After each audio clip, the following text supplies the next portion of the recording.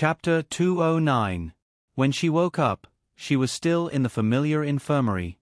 The difference was that this time, there was no doctor walking up to her. Instead, she heard the stiff sound of someone talking outside the door and vaguely heard someone mention her number. Not long after, a female doctor pushed open the door and entered, looking at her with pity. "You can leave now." Yi Huanyan was stunned and looked down at her arm. It was already bandaged, but she still felt a dense pain like needles stabbing her arm from time to time. "It's just a few blisters, but it's okay. The child is fine." "Child?" Yi Huanyan was stunned. Before the female doctor could answer, a man in casual clothes knocked on the door. "Dr. Zhao, can I take her away now?" The female doctor nodded. "Yes." Yi Huanyan was still confused. Was it her imagination? She clearly heard the doctor say something about a child. "You said a child?" she asked. "Yes, you're already pregnant. You're 3 months pregnant. Someone is taking you out now, and your sentence has been suspended." Yi Huanyan felt like her brain had exploded, leaving only a roaring sound that buzzed in her ears. So much so that she didn't hear a single word the female doctor said when she approached her. She also didn't have any recollection of who the man in civilian clothes was or how he walked out of the 4-meter-tall iron gate of the Lonjiang City Women's Prison. The prison's entrance was the backward broken cross road, and a black Rolls-Royce was parked close to the road. Her expression froze.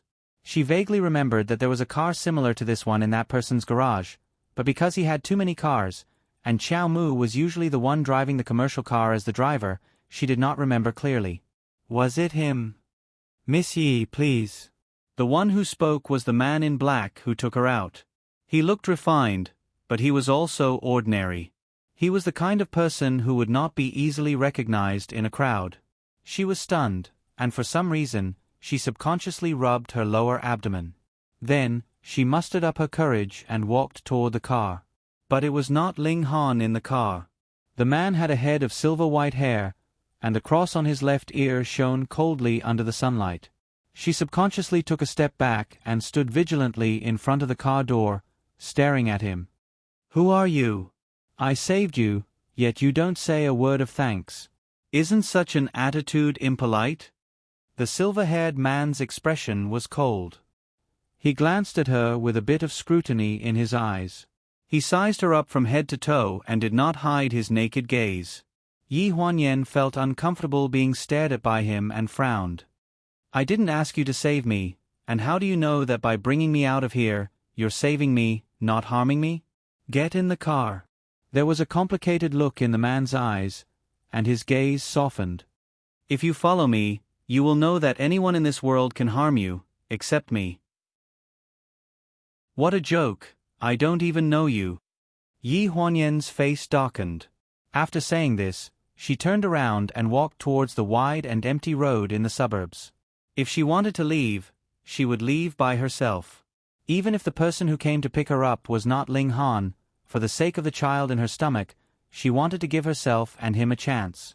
She had to find Ling Han. "What's your relationship with Zhang Mailan?" A deep voice came from behind her, causing her nerves to tighten. Even her footsteps slowed down, and finally stopped completely. "You know my mother?" She turned around and sized up the silver-haired man. Although she knew in her heart that her unreliable mother had a lot of lovers before she married into the Ling family, the man in front of her had a head of white hair. From his face, he looked less than 35 years old. "It couldn't be that kind of relationship, right?" "She's your mother? Are you sure?" The silver-haired man's eyes were filled with ridicule, but his words made Yi Huanyan really angry. "How can I not know my own mother?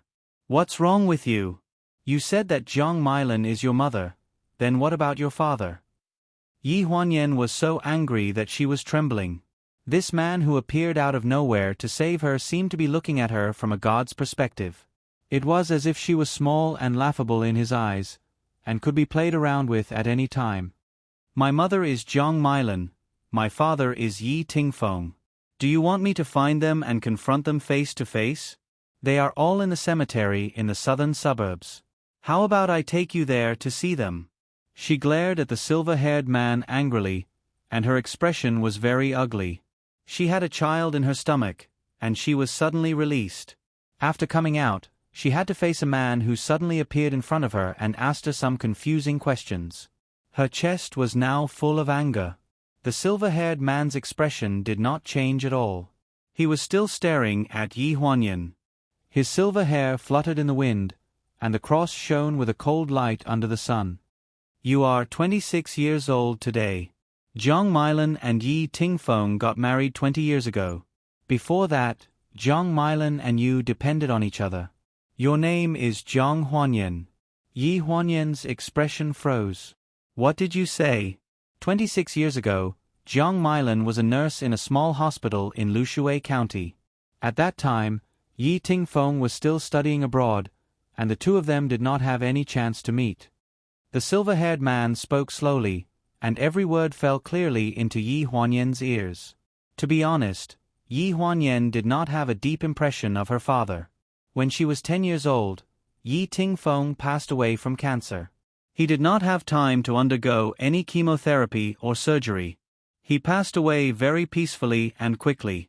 One of the few memories she had was that when they were young, Yi Tingfeng would always agree to her requests. In her memory, Yi Tingfeng had never rejected any of her requests. When she could not wake up in the morning and did not want to go to school, he would carry her to the amusement park and play the whole day. On Saturdays and Sundays, they would definitely go out for picnics or fly kites further away. In summer, they would go to the swimming pool. It was said that childhood memories were not easy to be engraved in one's heart, and that was indeed the case. However, such memories would appear one by one when one thought of a certain person. Perhaps it was not very clear, but those colors were the most complete feelings at that time. The silver-haired man's lips curled into a meaningful smile. He stared at her like this, as if he could see another person through her. "Who exactly are you?" she asked. "Are you sure you want to talk here?" The silver-haired man glanced at the car door. Yi Huanyan frowned and hesitated for a moment. In the end, she steeled her heart and got into the car. This man had broken the one thing that she had been sure of for the past 20 years, and she suddenly realized that everything was as he had said. There was a scene in her memory where Jiang Meilan carried her luggage and officially moved into the Yi family's big house. She had always thought that it was just a family moving. Chapter 210. Pleasure Group. President's Office. Xiao Mu rushed out of the elevator and rushed to the president's office, ignoring the surprised gazes of the assistant team. Xiao Dong poked his head out of the secretary's office. "Assistant Xiao, are you looking for President Ling? He's having a meeting on the 10th floor and not in the office. It'll probably take a while." Xiao Mu was about to push the door open when he heard this, but he paused. "How long?" "I'm not sure. You know that President Ling doesn't have a fixed number of meetings. If he suddenly sees a key problem, it's possible that the meeting will last until the night." Xiao Dong was about to send a stack of documents to the meeting room. "Is there something urgent?" Xiao Mu frowned. Was it something urgent? Even if it was something urgent, it was hard to say. After all, it was a private matter. Seeing his hesitation, Xiao Dong asked hesitantly. "Private matter?" Xiao Mu nodded. Xiao Dong was taken aback and lowered his voice. "Secretary Ye's matter?" Xiao Mu's expression changed slightly, as if he did not want to discuss this topic with Xiao Dong. "Forget it, I'll wait for President Ling in the office." Xiao Dong confirmed from his abnormal expression that this matter was indeed related to Yi Huanyan, and his expression changed immediately. "Assistant Xiao, what's the urgent matter? Tell me quickly, did something happen to Sister Yi?" "Nothing happened." Xiao Mu's expression was no longer strange. When he first received the news, the nervousness in his heart had more or less disappeared. Xiao Dong's question did not bring him too much confusion. He turned around and walked into the president's office, directly shutting Xiao Dong outside. He needed time to digest the complicated emotions in his heart just now. It was a call from Shang Anren, and there were already 2 missed calls. During this time, Ling Han had been asking him to mediate Yi Huanyan's matter, and he spent the rest of his time listening to Shang Anren's complaints. After Yi Huanyan was imprisoned, Ling Han refused to meet with Shang Anren. Smart people knew that this was just a roundabout way of breaking up. Shang Anren would not fail to understand, but she just could not let go. Qiao Mu could tell. The sound of a message notification interrupted Qiao Mu's thoughts. He looked down at the phone in his hand and pressed the button to check the message. Shang Anren's words popped up. Qiao Mu, help me ask Wen Han if we can have dinner together tonight. I've reserved a restaurant, and it's his favorite French cuisine. Qiao Mu creased her brows and swiftly typed a line of words on the keyboard. He won't go at all. Stop thinking about him. Then, he hesitated for a few seconds on the send button. However, in those few seconds, the message was not sent out. Instead, he deleted it word by word. A few seconds later, Shang Anren received a text message that made her so happy that she couldn't help herself, sweeping away the haze of these days. He agreed, but he's going to a meeting now. I'll tell you after the meeting. Don't contact him without permission. I'll arrange it for you. Several messages of gratitude in a row made Qiao Mu's face turn cold. He could almost imagine how happy the woman on the other end of the phone was. She opened the wardrobe and picked out the clothes to wear tonight, the jewelry to wear, and even the perfume to match the atmosphere tonight. He held the sofa and slowly sat down with a gloomy expression. This world was really unfair to him. He didn't want much, but it was always abandoned by others like a worn-out shoe. Ling Han's meeting did not last long because Xiao Dong was delayed by the documents. Ling Han asked with a cold face, "Why did it take so long?" After Yi Huanyan was imprisoned, his temper had always been like this. He would not tolerate the slightest thing that he was not used to. He was as elite as the president's assistant team, and half of them had already resigned and left under the pressure. Xiao Dong's hand that was putting down the documents froze slightly, and she whispered, "Assistant Xiao came back and said that there was something urgent, so I asked." Ling Han's hand that was about to flip open the documents also paused. "What's the matter?" He didn't say. "It shouldn't be anything urgent." After saying this, Xiao Dong avoided a scolding, and the people in the meeting also avoided the pain of facing Ling Han's icy face for a day. In less than half an hour, the meeting ended abruptly. Ling Han's figure had already disappeared from the door of the meeting room, leaving the room full of people looking at each other in bewilderment. Qiao Mu didn't have much to do recently, except for the business that the two of them were discussing, and Yi Huanyan's matter. Even though Xiao Dong said that it might not be a big deal, Ling Han was always absent-minded during the meeting. His mind was filled with the prison photos that Qiao Mu showed him that day. She was injured, had one arm in a sling, and looked half dead. She had also lost a lot of weight. Thinking of this, even if there were more questions in the meeting, he could not listen anymore and left in a hurry. "President Ling, is the meeting over?" Seeing that Ling Han came back in less than 15 minutes, Qiao Mu was more or less surprised. Ling Han did not waste time with him and asked directly, "What's the matter? Is there any obstruction from the prosecutor's office?" "No, they are very cooperative. According to your instructions, they plan to release her at the end of this month." In the end, Ling Han could not bear to let her stay in that place for too long. He frowned, and his expression was somewhat twisted. "Then, how's her injury?" "She's more or less recovered. I heard that the braces have been removed. She even washed her own clothes 2 days ago. There's no problem."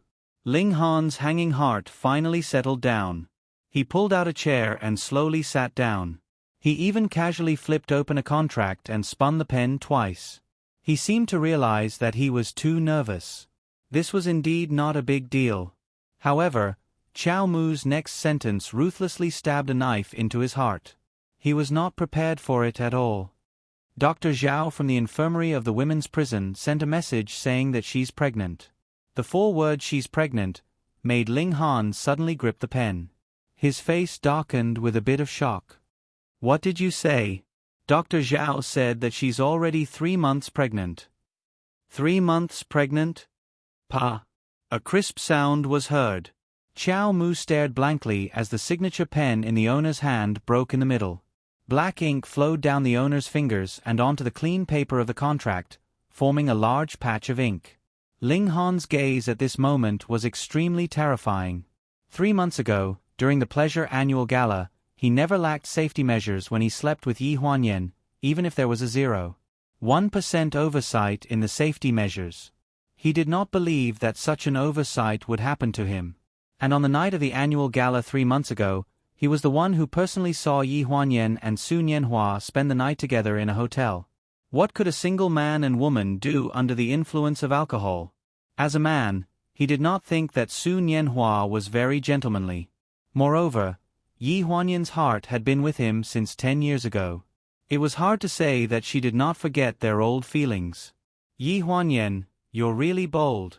His malicious eyes were suffused with a cold light. He gritted his teeth and asked, "Where is she? Bring her back immediately." Chapter 2:11. The prison guard said that Secretary Yi was taken away after it was discovered that she was pregnant. Xiao Mu lowered his head, a trace of surprise in his eyes. He did not expect Ling Han to have such a big reaction after learning that Yi Huanyan was pregnant. There was only one reason why a man would be shocked and furious when he heard that his woman was pregnant. This reason made Xiao Mu's eyes flash with suspicion and even a trace of disappointment. Who took her away? Ling Han's face darkened. A name quickly flashed through his mind. It's not clear yet.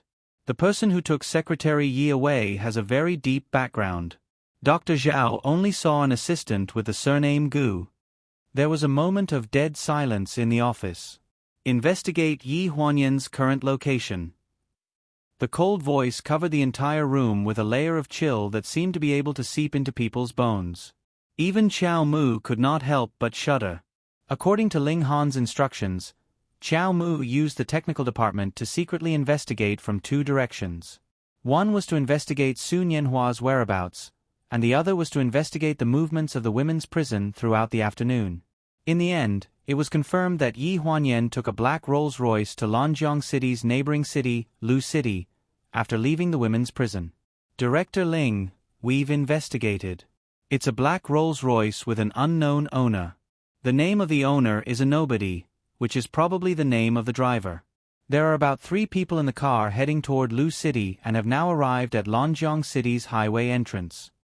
After learning the exact location, Ling Han picked up his jacket and followed Xiao Mu into the car without another word. He mobilized the entire fleet of pleasure cars and prepared to surround that mysterious Rolls-Royce on the highway. 15 luxury cars of various models sped up on the highway. The leading car had already exceeded the speed limit several times and finally caught up with the black Rolls-Royce.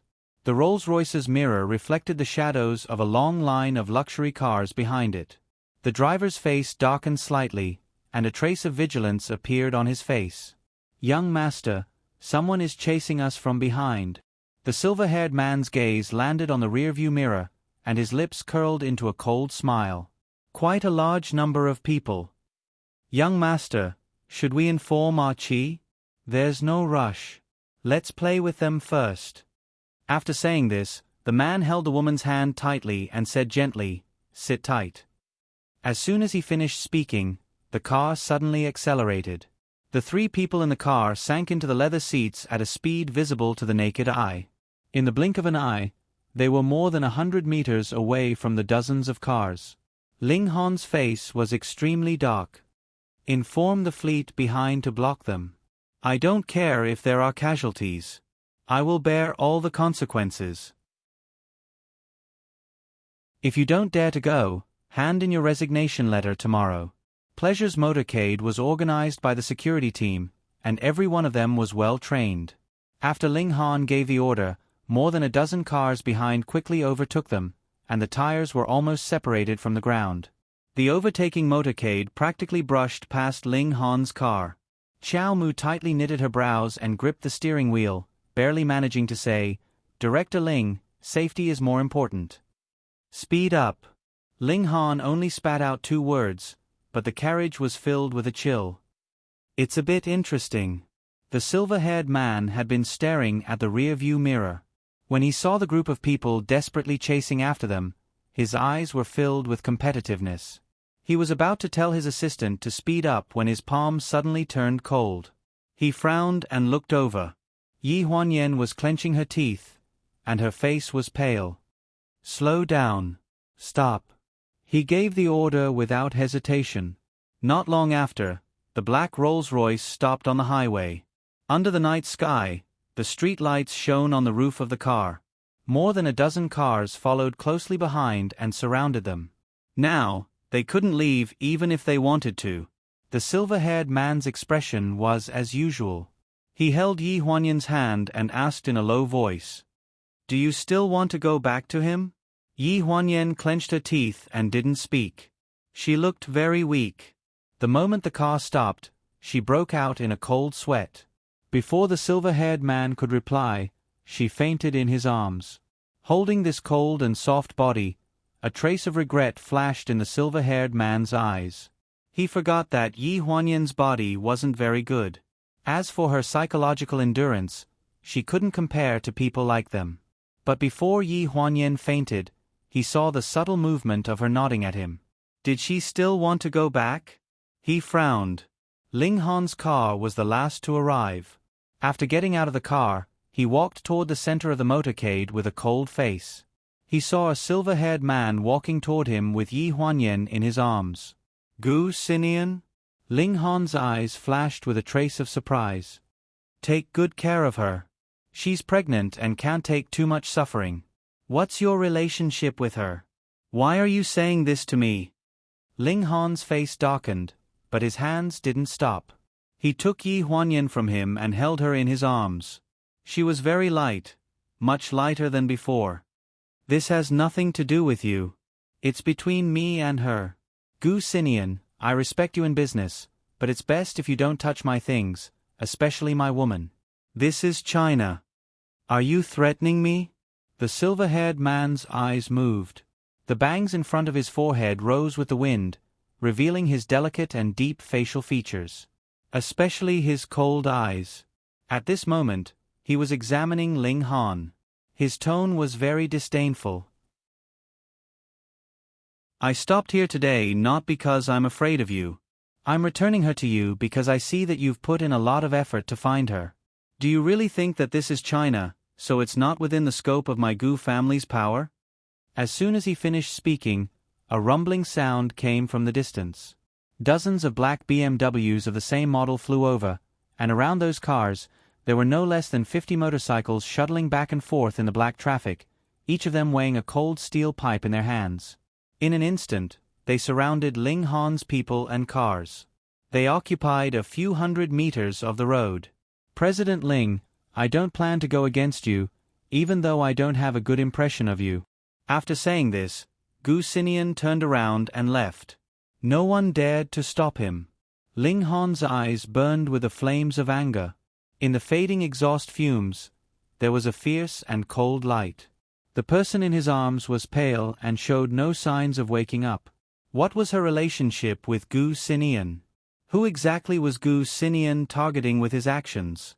After throwing her into the car, Ling Han directly walked past Xiao Mu and drove away with Yi Huanyan. He only left behind a sentence floating in the cold wind. "Tomorrow morning, I want all of Gu Xinian's information." Xiao Mu stood on the highway. The phone in his pocket kept vibrating. Ling Han's order just now was still echoing in his ears. However, when he saw the caller ID, a smile inexplicably appeared on his lips. "Sorry, I couldn't answer the phone just now. President Ling can't go. Yi Huanyan is pregnant. Okay, I'll go find you." After hanging up, his smile contained a bit of self-mockery. In this world, he was not the only one who could not see through. There was no harm in adding him.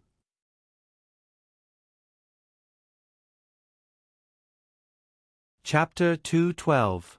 The black car sped through a stretch of neon lights and exited the highway from Lu City. Then, it slowed down on the deserted national highway and returned to Lan River. Yi Huanyan woke up with a jolt. She held onto the seat and sat up straight with difficulty. A trace of surprise flashed across her eyes as she looked at the back of the driver's seat. She was completely unaware of the thrilling scene just now, but she knew that Gu Xinian would definitely allow her to return to Ling Han's side according to her wishes. The rearview mirror reflected Yi Huanyan's movement of getting up. Ling Han's eyes flashed with a trace of relief that he didn't even notice. But in the next second, the frost between his brows shrouded the entire car. As he stepped on the accelerator, sand and pebbles flew everywhere on the uneven road. There were several times when the wheels of the car left the ground and spun rapidly above the road. Along with the gravel under the car, sparks were wantonly bursting out. Yi Huanyan gritted her teeth and resisted the discomfort in her body. She held the door handle with one hand and subconsciously pressed her lower abdomen with the other. When this action landed in Ling Han's eyes, it made the cold light in his eyes become even colder. The speed of the car had exceeded Yi Huanyan's limits. In the violent jolt, she finally let out a cry of surprise. Her hoarse voice sounded inexplicably mournful in the car. "Han, I'm not feeling well. Drive slower."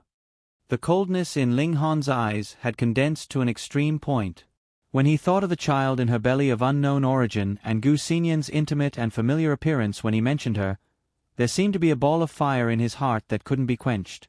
The car sped along the bumpy road for a long time. Finally, it couldn't bear the pressure.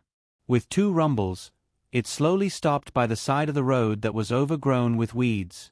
Then the engine was turned off. Ling Han frowned and restarted the car twice. Finally, he saw the direction of the gas indicator and slammed his fist hard on the steering wheel.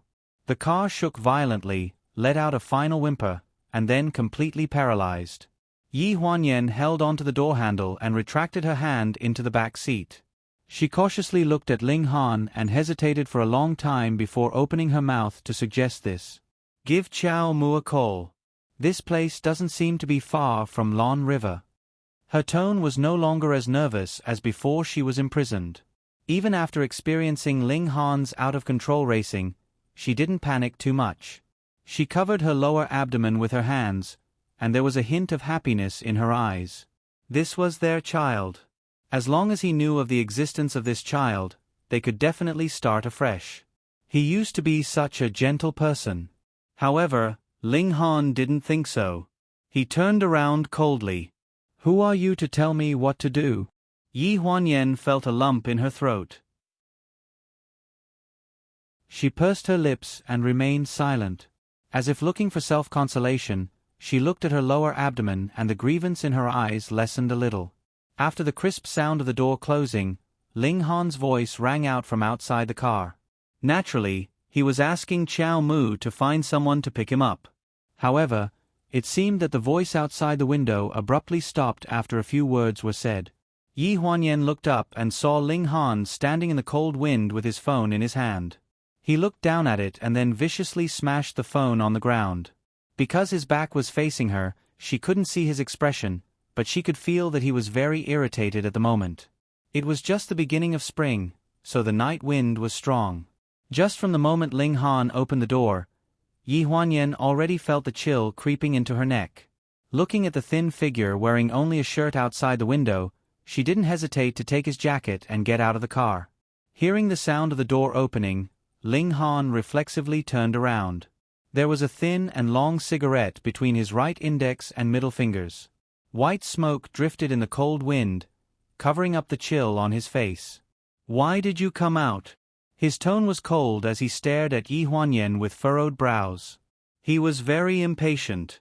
Yi Huanyan's footsteps paused slightly. She passed the coat to him and whispered, "It's cold outside. Put on the jacket." His cold gaze paused on her face for a moment before he suddenly sneered. "I've seen many two-faced women, but this is the first time I've seen someone as dedicated as you and put on a full act." Yi Huanyan was stunned. Her arm that was holding up the black woolen jacket gradually became sore, but she stubbornly refused to put it down. "I didn't." She pursed her lips, her voice drifting in the wind. Ling Han looked at her and sneered. "You didn't? You went to prison partly because of me. You and I both know this in our hearts. Now that you've escaped death with great difficulty, you don't hate me but instead express goodwill to me? What exactly do you want from me?" His gaze intentionally landed on Yi Huanyan's stomach. Yi Huanyan raised her eyes to look into his eyes. In the end, she put down her arms that could no longer bear the burden. However, she took 2 steps closer to him. Then, she lowered her gaze and looked at his chest. A rare blush appeared on her pale face. Her voice was very gentle, overflowing with the taste of happiness in the watery night. Although it was a little hoarse, he could still vaguely recall the sweet memories of the past. "Han, I'm pregnant." She couldn't see Ling Han's expression. She only felt that he should be surprised at this time. Even if there were many misunderstandings between them, she still believed that there was love between them. As long as there was love, then he would definitely like this child. The cold wind swept past, blowing the elegant long hair behind her ears. The hair brushed against her eyes. It was a little itchy, but she endured it and didn't move. She didn't want to miss any reaction from Ling Han at this moment. In the night wind, she finally heard his voice. It was even colder than the evening wind in April. "So?" She raised her head in surprise.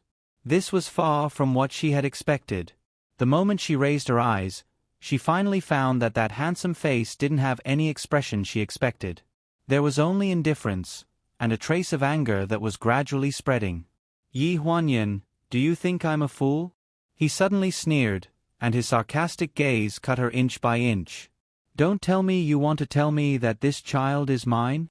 Yi Huanyan widened her eyes, and her lips trembled slightly. She looked up at his face in disbelief, trying to find a trace of a joke on his face, but there was none. There was only indifference. Why do you say that? This is our child?" Hearing this, Ling Han's eyes fiercely trembled. Every word exuded a bone-chilling coldness. "I'll give you one last chance. Go back to Lan River tomorrow and abort this child. I'll let bygones be bygones." After saying this, he threw away the cigarette butt in his hand, letting it flicker between the cracks of the sand. He stepped on it and crushed it. Then, without looking back, he walked towards the car door. Yi Huanyan's eyes were filled with a deathly stillness. Looking at that resolute back, she felt like something had been uprooted in her heart. In the boundless desert, she had finally lost her last oasis. "Get in." He opened the car door and looked at her with a cold expression. Yi Huanyan took 2 steps back. She regretted it. She shouldn't have come back. "I'm not going with you. Whether you acknowledge it or not, I want to keep this child."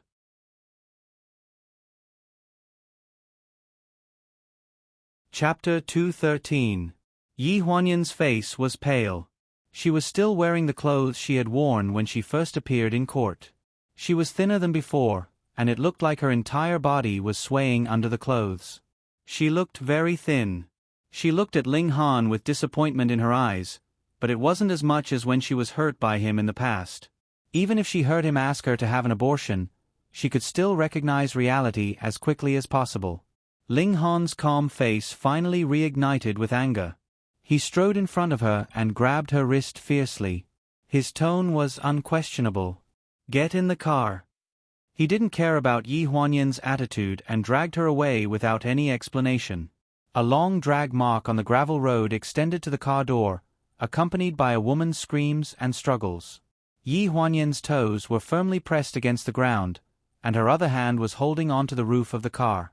As she struggled, she used her back to close the car door fiercely, finally temporarily blocking Ling Han's violent drag. Her eyes were red as she said mournfully, "You hate me so much that you don't want our child. I won't go with you. Let go of me." "You won't go with me?" Ling Han's face darkened, and he loosened his grip slightly. "Then who do you plan to go with? Su Nianhua? Or Gu Xinian?" His eyes were burning with fire, as if he wanted to burn this woman in front of him, who lied to his face like a second nature, into a pile of ashes. He roared, "Yi Huanyan, whose child is this? Can you say it clearly yourself?" Yi Huanyan's eyes were red, and tears slid down her cheeks from the corners of her eyes. "In your eyes, am I this kind of woman?" Ling Han's eyes trembled. The stalemate made every minute and second seem very long. "You think you're not?" Ling Han grabbed her shoulder with one hand and increased his strength, almost crushing her shoulder blade. She felt the pain and furrowed her delicate eyebrows, but she gritted her teeth and refused to make a sound. Ling Han looked at her, and a trace of hostility finally appeared in his eyes. He hated this look of hers the most. She was at the mercy of others, as if it was an insult to her to explain herself. But if she was really so virtuous, why did she go to a hotel with Su Nianhua on the day of the New Year? And why was she in Gu Xinyan's arms today? Wanton and despicable. Unrepentant. He used his other hand to lift her chin. His eyes were filled with hostility as he swept his gaze across her face and questioned her coldly. What do they like about you? After sleeping with you for so long, you only have a few positions on the bed. It's so annoying. Or do you have more tricks when you're not with me? She didn't say anything, so he wanted to provoke her into retorting. He bent down, but the hand that was holding her chin slipped. She turned her face away, her expression distant. A burst of anger that had been building up for a long time surged up from his chest as he suddenly grabbed her face. The back of her head hit the car door and was numb from the shock. He fiercely bit down on her pink lips and the taste of blood spread in their mouths. Her body always had a fragrance that made him fascinated. Sometimes it disturbed him, but sometimes it made him feel at ease. He greedily sucked on her taste. Only at this moment could he let go of everything and admit that this person in front of him was his woman. The black woolen coat fell to the ground and was stepped on twice in a panic, but no one cared about it. Yi Huanyan clenched her hands into fists and desperately pounded on his chest, but it was like hitting a rock with an egg. It had no effect. Woo! Ling Han gave a groan and suddenly knitted his brows. He rubbed his thumb over his lips and the bright red blood stain was a bit shocking. Yi Huanyan suddenly clutched her chest and bent over to retch violently. Ugh! Ling Han finally found his reason. His eyes fell on her lower abdomen and the madness in his eyes returned to its initial coldness. He moved away and coldly looked at her from the side without saying a word. After an unknown amount of time, she finally vomited until she was completely exhausted. She stood up with her hands on her knees and looked at Ling Han's indifferent expression. She finally used the last bit of her strength to shout out, "Why don't you believe me? I didn't do anything with them, nothing at all." After shouting, there was no response. She held onto the car door in a panic and staggered. She looked at Ling Han with a gaze that was close to despair. This man doesn't have a heart, she thought in despair. The sound of the door closing was heard. The remaining heat in the car gradually warmed her cold body. She didn't have the strength to resist and could only let him push her into the car. She collapsed in the back seat with a desolate expression. Ling Han sat next to her and didn't speak for a long time. In the car that couldn't start, the heat gradually dissipated and the temperature dropped. Yi Huanyan fainted as if she was extremely tired. She kept making choking sounds in her sleep, and some of her painful murmurs fell into Ling Han's ears. After a while, he seemed to have thought of something. He pushed open the door and picked up the coat on the ground. He brushed the dust off it and covered her up to her small nose. It covered the sound of her uncontrollable sobbing in her sleep. Under the coat, the thin body shuddered twice. She frowned and shouted, "Han, we have a child." Ling Han's eyes seemed to be moved. He looked at her delicate features in a daze for a moment, but in the end, his eyes dimmed bit by bit. This child couldn't be his. In the wee hours of the morning dew was heavy and the chill was invading. The continuous phone calls made the woman quite dissatisfied. She grumbled coquettishly, "Didn't you say you would accompany me?" Xiao Mu looked at her absent-mindedly. In a moment of carelessness, she snatched his phone and hung up. In the living room of the villa in Fujin Park, the tea was already cold. It was already early in the morning. He didn't sleep the whole night, and neither did the woman in his arms. Nothing happened. Many times, when she couldn't get through to Ling Han's phone, or when she couldn't ask him out for a meal, she would call his cell phone. Then, he would put down everything in his hands and rush here to accompany her for the night. He just hugged her and listened to her ramble about some incoherent things. She was very smart and always tried to sound him out from these words, trying to get some confidence from him. It was all about Ling Han. In reality, Qiao Mu knew that for a woman like Shang Anren who would do anything to achieve her goals, as long as he wanted to, she would be willing. However, he had never crossed the line. Merely these intimate actions in the past few days already made him bear a heavy sense of guilt. He knew that Shang Anren was not a good woman on the moral level, but he loved her beyond redemption, as if he loved a dark version of himself. "Qiao Mu, help me, okay?" The woman in his arms finally cut to the chase after a long-winded ramble. Her hands continuously groped his body, which was her usual teasing method. Qiao Mu's eyes froze, and he quickly grabbed her slender wrist. His voice was hoarse and contained a bit of false bravado as a warning. "Anren." Her seductive eyes were like silk and possessed a soul-stealing beauty. At this moment, she was lying on his chest. Ignoring the wrist that he grabbed, she lowered her head slightly and lightly pecked his chin. "Don't you want me?"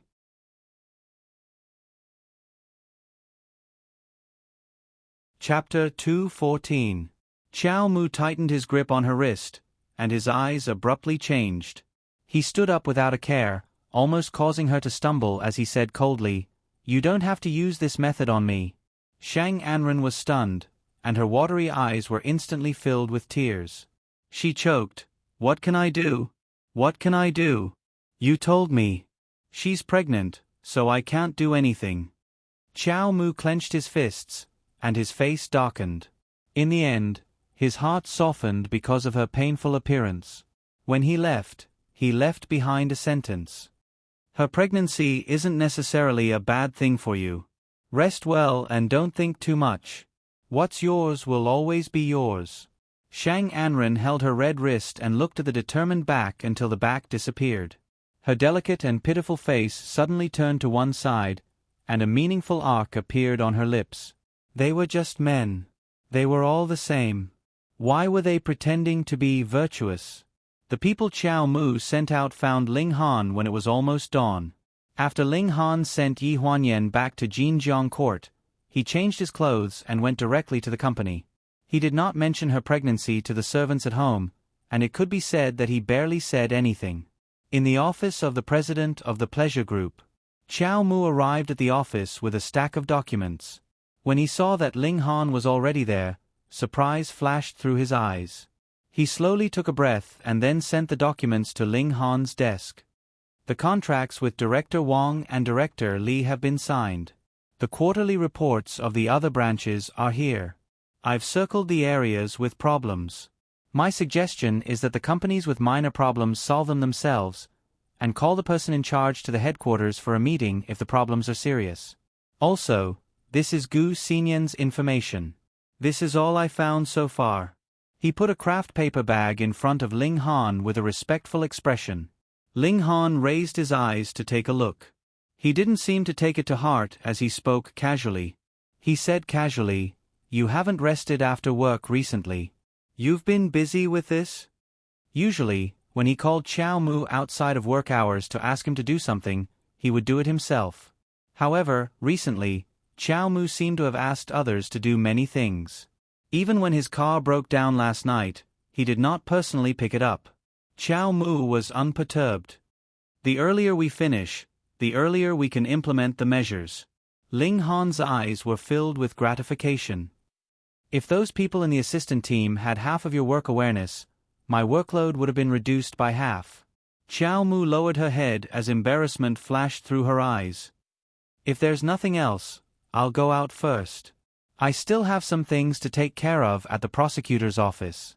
When he reached the door, Ling Han's cold voice suddenly sounded behind him. "Qiao Mu." His footsteps paused, and he slowly relaxed his grip on the doorknob.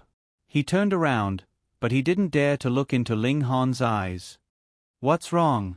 "Chief Ling, we've known each other for more than 10 years. I've never kept anything from you. All these years, I've always felt that there's no one I can trust around me, except for you." Qiao Mu's heart skipped a beat, and she hesitantly raised her head, only to discover that Ling Han was not looking at her. He was sitting behind his large desk with a pen in his hand. The documents on his desk were piled high, covering his chest. The pen in his hand tapped the craft paper bag intermittently, and there was a hint of confusion between his brows. Too many people have betrayed me all these years. It seems that it's hard for me to truly trust anyone. Xiao Mu heaved a sigh of relief and said cautiously, Chief Ling, in terms of work, one should indeed be wary of others. You're right about this. Is that so? Seeing is believing. It's enough to only believe what you see. Ling Han was silent for a couple of seconds when he heard this. A long while later, the bewilderment in his eyes completely disappeared. He finally recovered the decisive killing manner that he should have. His pair of cold eyes rotated gently before he spoke in a faint voice. Contact the private doctors in the obstetrics department and take them to Jinjiang Court. Have Yi Huanyan do that child. When he mentioned the child, he paused for a moment, as if he could not bear to do it. However, Xiao Mu did not notice his strange expression. Ling Han was adept at hiding his emotions. Even though he had been by his side for more than a decade, he still could not completely see through him. Jinjiang Court. When Yi Huanyan woke up, it was already afternoon. Her pregnant body was not like before, and her stomach was empty and growling many times. The fetus in her belly had long reminded her that it was time to eat, but because of the nightmare, she did not wake up for a long time. When she opened her eyes, she saw a familiar place. It was snow white, and the furnishings were even more monotonous than the hospital. This was the 1/3 room that belonged to her in Jinjiang Court. She did not know when she changed into her pajamas, and she did not even know how she came back. Yesterday, the cold wind was bone-chilling, and after she fell asleep, she kept having nightmares and could not wake up. Miss Yi, you're awake? It was Lingling's voice. Yi Huanyan supported herself on the stairs and looked at Lingling, forcing a smile. However, Lingling was very happy. She put down the lunch she was preparing and hurried upstairs to support Yi Huanyan, nagging non-stop. It's good that you're back. It's good that you're back. Miss Yi, you don't know how quiet the house was during the month you were gone. Young master almost didn't speak, sigh. Yi Huanyan was slightly taken aback. He is still living here during this time. She thought that after she went to prison, Ling Han would stay at Shang Anren's place in Fujin Garden. Or perhaps, he would bring Shang Anren here. However, Lingling did not understand the meaning in her words. She scooped soup for her and said with a smile, Of course, this is young master's house. If he doesn't live here, does he have to go out and live in a hotel? Young master is only occasionally not at home, but he comes back most of the time. Yi Huanyan did not comment, but when she lowered her head, her expression could not help but darken. All right, Miss Yi, you have a fever. Remember to take your medicine after you eat.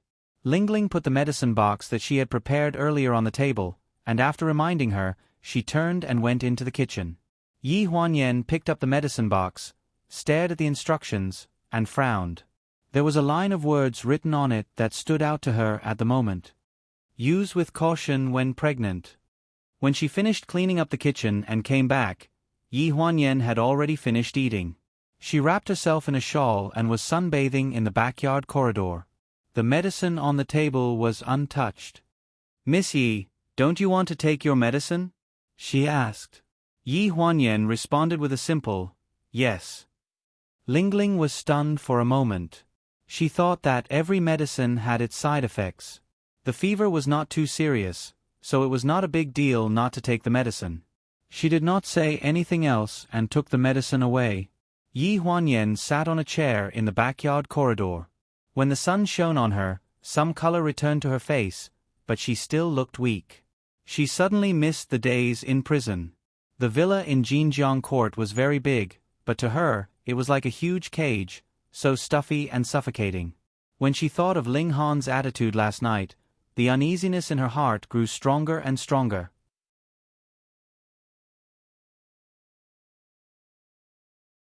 Chapter 215. It was dusk and it was evening. Yi Huanyan endured the various discomforts of pregnancy, ate dinner, and went upstairs early to rest. Ling Ling came upstairs with a glass of milk and sat by her bed with a jacket. When she touched her hand, she was shocked by the cold. "Miss Yi, why are your hands so cold? I'll get you another blanket." Yi Huanyan shook her head. "It's okay. I'm not cold. That's just how my body is." She had a cold body since she was a child, but she had always been healthy. It was only because she was physically and mentally exhausted that it became so obvious. The heater was on in the room. It was already April, but she was still covered with a thick blanket. In fact, she was not cold, but her body could not warm up. Even so, Ling Ling was still worried, so she simply added another blanket for her. "If it's still like this, you have to see a doctor." When Yi Huanyan heard the word doctor, she did not know why, but her body froze. Ling Han's words were still vivid in her mind. He wanted her to abort the child, so she was in a state of panic. "It's okay." She lowered her head to hide her panic. Her fingers touched her lower abdomen under the blanket, and she suddenly looked up and asked, "Ling Ling, can you go out and buy something for me?" Ling Ling was slightly stunned. "It's so late. What do you want to buy?" "Some medicine that I need to take regularly. There's a pharmacy near the community. I'll write it down for you." Ling Ling took the piece of paper that Yi Huanyan wrote and nodded. Although she was puzzled, she did not ask any more questions. The paper said, progesterone, vitamin E, folic acid tablets. Ling Ling vaguely felt like she had heard the names of these medicines somewhere before. It was late at night. Not long after Yi Huanyan closed her eyes, she heard the sound of the door opening. At first, she thought it was Ling Ling, but when she heard the sound of heavy footsteps, her body trembled and she secretly gripped the blanket. Ling Han still carried the chill of the night. After entering the room, he took off his jacket and threw it on the sofa. The smell of alcohol quickly filled the room. Yi Huanyan frowned fiercely under the blanket. He stood by the bed, his eyes bloodshot as he stared at the figure, his entire body filled with hostility. Yi Huanyan had her back to him. She didn't dare to open her eyes or move.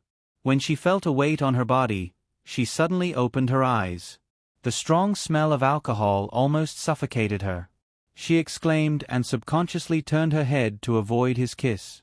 He was drunk and delirious. She smelled of another woman's perfume, vulgar and cheap. It was not Shang Anren's. Ling Han clearly caught the flash of disgust in her eyes. Instantly annoyed, he pressed down on her shoulders through the blanket, making her unable to move. He asked, "You don't want me to touch you, do you? How clean do you think you are?" Yi Huanyan felt as if the blanket on her body weighed 1,000 kilograms. Her heart couldn't beat, and she couldn't speak as if something was stuck in her throat. She could only stare at him with tears in her eyes. How could a drunk person be rational? Seeing that Yi Huanyan didn't respond, he lifted her quilt and began to peel off her thin pajamas. "Ah, no." She finally made a sound, patting Ling Han's hand, trying to stop his action. Ling Han impatiently clasped her hands and raised them high above his head. His scarlet eyes revealed a bloodthirsty light as he swept his gaze across her face that was about to cry. His voice was hoarse, cold and cruel. "Didn't you say that this child was mine? I'll give you a chance to make up for what you haven't done before." Hearing this, Yi Huanyan's face turned pale. She desperately waved her hands, trying to stop his rough actions, and screamed. "No, no, I beg you, Ling Han, I beg you, don't touch me, don't touch me." Her manic attitude made the hostility in Ling Han's eyes even more intense. He reached into her pajama pants with one hand. Separated by a thin layer of fabric, he wantonly played with it for a while and soon felt something. With a click, a cold belt buckle was fastened on Yi Huanyan's wrist, binding her to the bedpost. Without any obstruction, he tore open her pajamas with a cold face and wantonly humiliated her delicate body. With the other hand, he pulled down her underwear. His scorching large member violently penetrated without any mercy. The pain of this forced penetration almost made Yi Huanyan faint, and the rapid impact that followed made her want to die. She screamed, struggled, and cold sweat flowed down her cheeks. But no matter how she cried and begged for mercy, she couldn't stop the most primitive animal desire of a drunk man at this moment.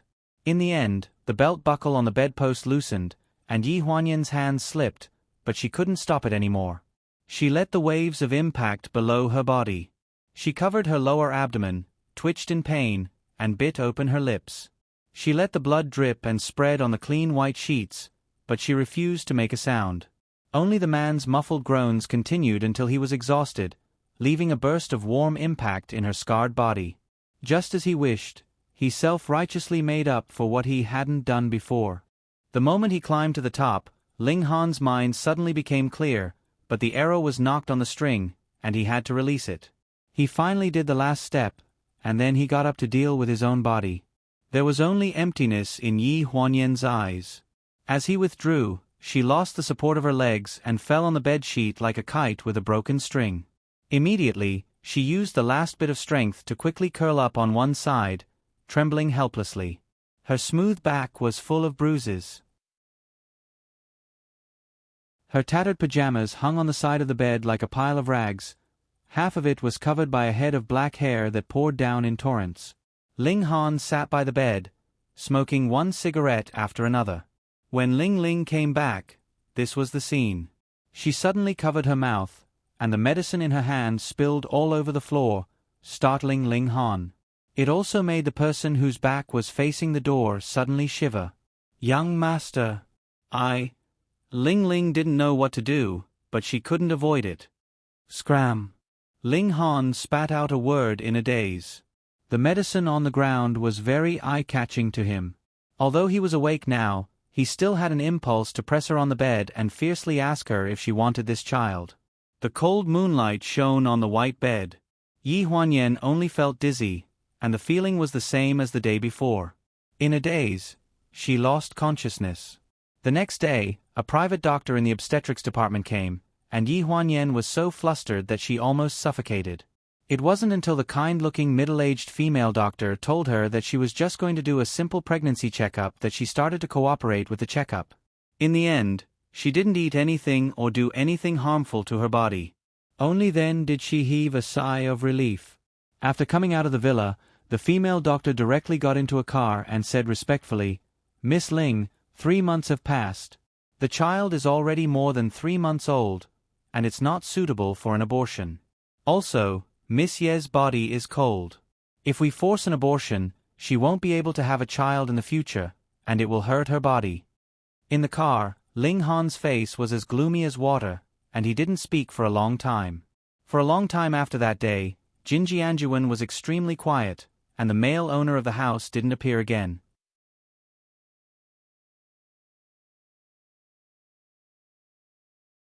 Chapter 216.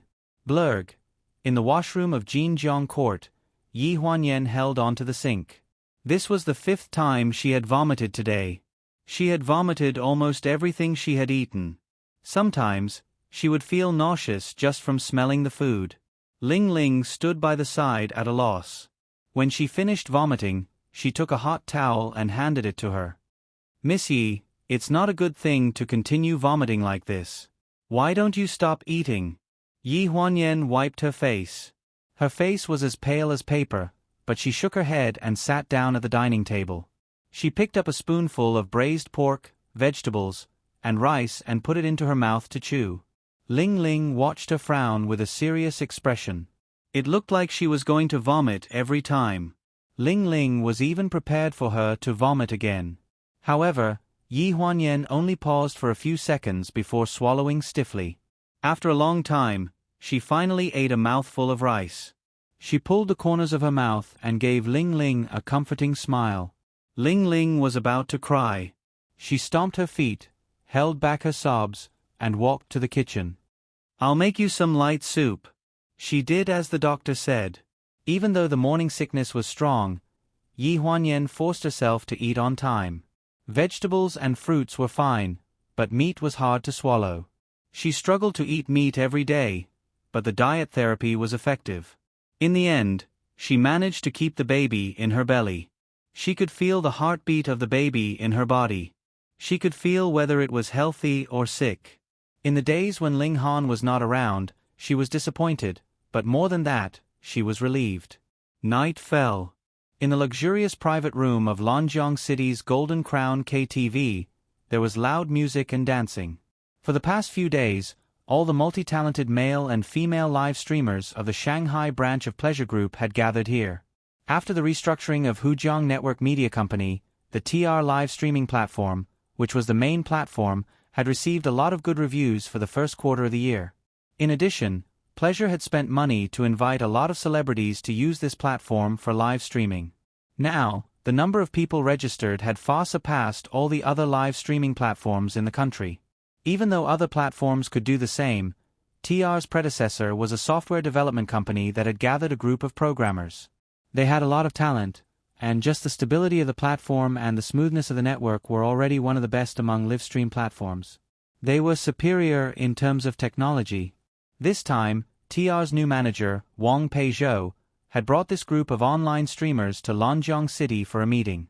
As soon as he arrived in Lanjiang City, he was arranged to eat and drink to his heart's content and accompany Ling Han every night. This was a far cry from the rumored Ling Han who was meticulous in his work. Wang Peizhou was recommended to Ling Han by the headhunting company. He did not even pass Ling Han's eyes and was directly arranged by Qiao Mu to be the general manager of Hujiang. This person was indeed talented. Under his management, TR was what it was today. This time, he came to Lanjiang City to report on his work, but in reality, he was here to officially meet Ling Han and officially acknowledge his position as the general manager. The matters of accompanying him to eat, drink, and play were all arranged by Assistant Qiao from the headquarters, so Wang Peizhou was happy and relaxed. In short, it was the boss's intention. He would not blame him, so he ate and played with him in peace. Seeing that Ling Han did not have any objections, he simply let the streamers on the platform change their performances. After accompanying him for a few days, Wang Peizhou realized that this boss seemed to be absent-minded. Although he ate and drank extravagantly, did not even blink when he signed bills, and did not show any disgust when surrounded by women, not a single woman could truly get close to him. President Ling, I'll toast you on behalf of the streamers of Hujiang TR. The person who spoke was the female streamer, Zhou Weiwei, who had just finished singing. Her voice was very good, and she used to be a talent show singer, so she had a fan base. After Wang Peizhou entered TR, he took the initiative to recruit her. Ling Han held the wine glass and looked at her from afar. He knocked the bottom of the wine glass on the coffee table, which could be considered a toast. His attitude was slightly cold, but it was not to the extent that it would put her on the spot.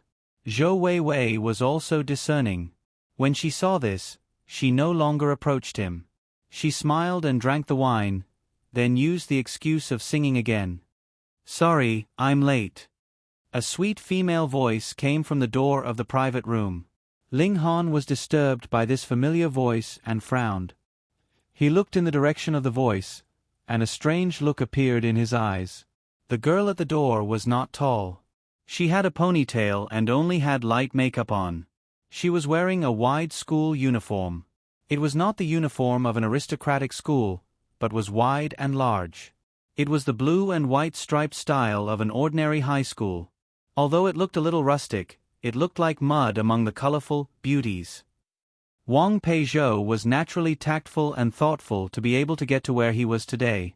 When he saw that Ling Han's gaze was different from usual, he quickly waved at the door. You're always the slowest. What's going on today?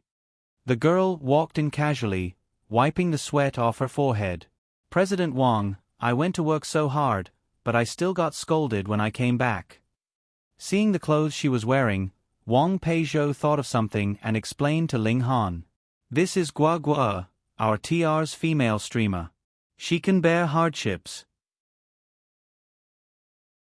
Although she doesn't have many fans, she has the most live streams on our platform. Her affinity is also relatively high. She went to the live stream today, so she came back late. The name Gua Gua sounded familiar, but Ling Han did not take it to heart. He only stared at her wide school uniform in a daze. The wine was intoxicating. Under the swaying lights, some things that were too familiar became the focus. It could always make people ignore other things. When he looked at the school uniform, it was as if he saw a familiar face with a big smile. The corners of his mouth suddenly moved, revealing a rather gentle arc. In Guagua, who was about to propose a toast, was slightly stunned. His gaze was too focused and too gentle. Just one look was enough to make her drown in it. She even forgot how cold and cruel he was when they first met in Shanghai half a year ago. Guagua, what are you waiting for? Why aren't you toasting President Ling? In Guagua suddenly came back to her senses. She held the wine glass and followed Wang Peizhou's path. She took the opportunity to sit beside Ling Han. She leaned on the corner of Ling Han's clothes and probed. President Ling, I'll punish myself with a cup. Is that okay? A trace of confusion flashed across Ling Han's eyes. Then, he pulled her into his arms and whispered, No need. I'll drink for you. The entire audience was in an uproar. In Guagua leaned into the wide embrace at a loss, enjoying the sudden gentleness. It was like a dream. God, if this is a dream, don't let me wake up. The music stopped abruptly, causing the private room to fall into a moment of silence. It was Wang Peizhou who glared at Zhou Weiwei, who was warming up the scene, and mouthed a reminder. Hurry up and sing. Thus, the private room returned to its original state of debauchery. Because of Ling Han's sudden act of eating the food of the mortal world, the extravagance was even worse than it had been 2 days ago. Zhou Weiwei sang absent-mindedly. Her eyes intentionally or unintentionally landed on the person in Ling Han's arms. Her gaze gradually tightened. For the first time in days, someone could sit beside Ling Han.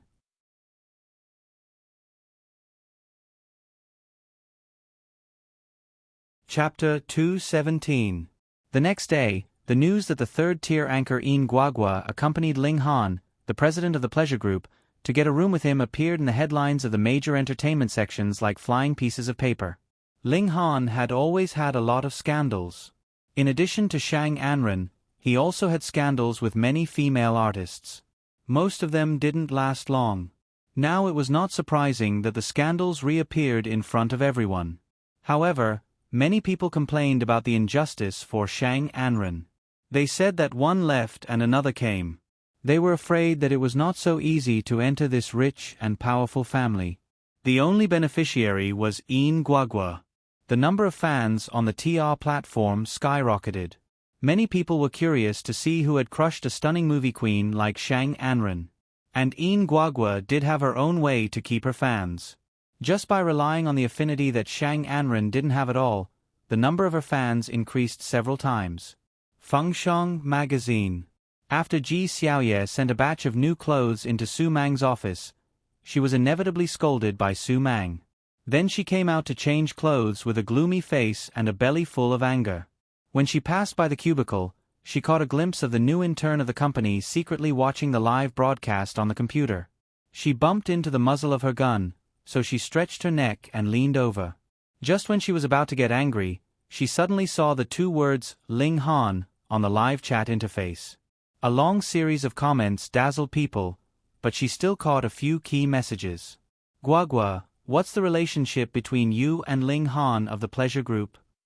Are you Ling Han's new girlfriend? You don't look the same as Shang Anren. When seeing these, Ji Xiaoye was already furious. She suddenly pulled the earphone cord. The trembling voice of the intern was mixed with the coquettish complaint of the female anchor. Sister Xiao Yu. No, President Ling and I are superior and subordinate at work. We are just good friends. Don't get me wrong. These days, saying that they were good friends was basically admitting it in a disguised way. Ji Xiaoye glared at the intern fiercely. The 1.8-meter-tall intern was yelled at by Ji Xiaoye until her head drooped. Do you want to watch the live broadcast during work hours? Do you still want your job? I was wrong. I won't do it again, Sister Xiaoyu. Ji Xiaoye was usually easy to talk to, but her temper was particularly bad today. No one dared to underestimate her. The intern boy had a pleading look on his face. Don't tell the sister in charge of checking attendance. Ji Xiaoye glared at the phone and roared rudely. What kind of lousy live streaming app is this? Delete it for me. Also, look at your taste. You like this face of an online celebrity? How did you get into Fengsheng? Ji Xiaoye was still holding a pile of clothes and muttering to herself as she left. Her sense of beauty is getting worse and worse. Is she King desperate for food? That evening, Fujin Court. Ling Han's sudden arrival surprised and delighted Shang Anren. After the servant called to inform her, she hurriedly pushed away all the work at hand and rushed home as fast as she could to see Ling Han. But he looked like he was ready to leave. Han, I'm sorry. I'm a little busy with work. My leg injury hasn't fully healed, so I'm delayed. She had just changed her shoes, stood at the entrance and looked at the figure in the living room, and hurriedly explained. Ling Han's face was indifferent. Just do what you need to do. Shang Anren changed into slippers, walked to him intimately, and took his arm. Since you're here, let's have a meal together? I'll cook. I'll cook it myself this time. Didn't you say you wanted to eat it before? Ling Han frowned and pulled his arm out of her hand. His eyes were very cold. Thinking of the news of the past 2 days, Shang Anren was a little unhappy, but she couldn't get angry. She pursed her lips and hesitated for a while.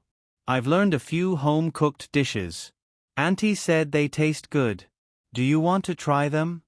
Ling Han's eyes flitted across the door of a bedroom on the 2nd floor, and his tone inexplicably became gentler.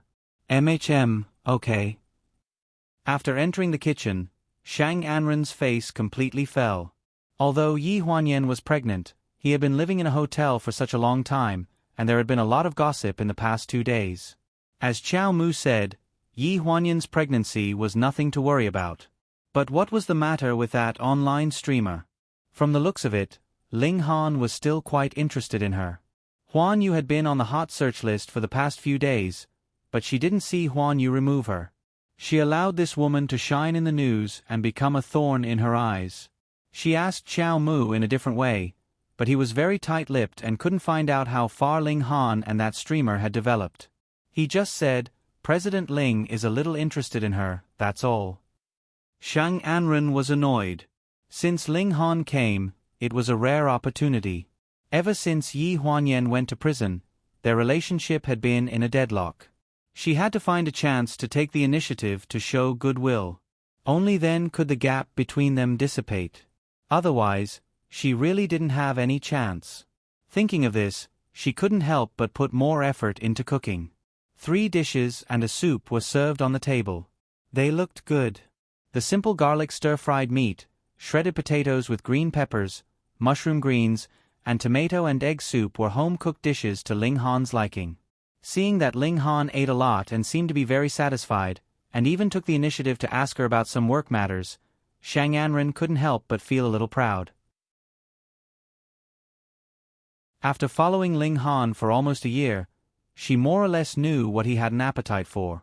Naturally, it was not something that those new online streamers could compare to. Han, TR's live stream has been very popular recently. Why don't you let me help you promote it? Shang Anren lowered her head and pretended to ask casually as she picked up the food. Actually, I can help. Ling Han ate a mouthful of vegetables absent-mindedly. If you want to do it, then do it.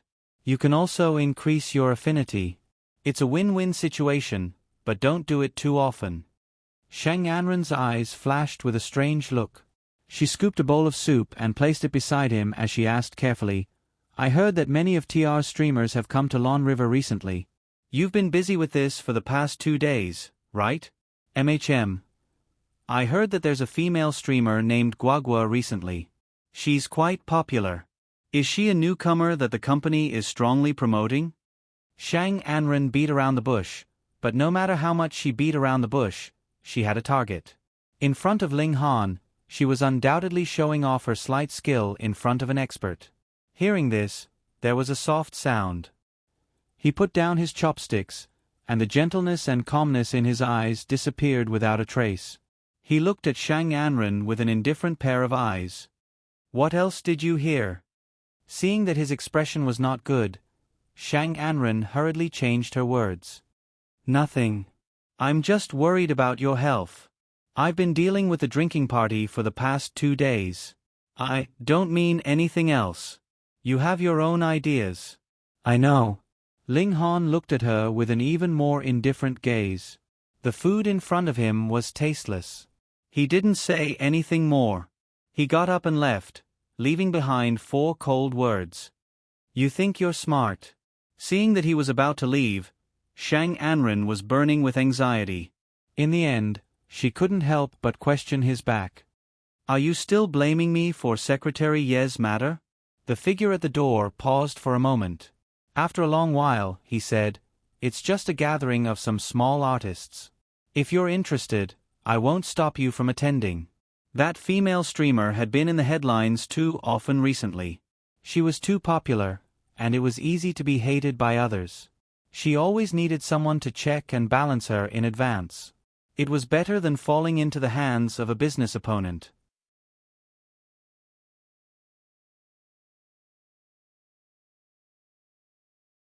Chapter 218. After dropping that specious sentence, Ling Han's car drove away from the garage of the villa in Fujin Court. Shang Anren stood at the gate of the courtyard without giving up. Finally, she didn't see Ling Han look back at her. She clenched her fingers, and there was a flash of jealousy in her eyes. She was just an internet celebrity who didn't know the immensity of heaven and earth after just 2 days. She would like to see what kind of goods she was. As night fell, there was no trace of light in other windows except for the living room. Lingling was cleaning up the garbage in the kitchen. When she came out, she was carrying 2 black plastic bags in her hand. When she saw the figure sitting behind the coffee table, she couldn't help but stare. Following Yi Huanyan's gaze, she saw the newspaper under the coffee table. She was secretly annoyed.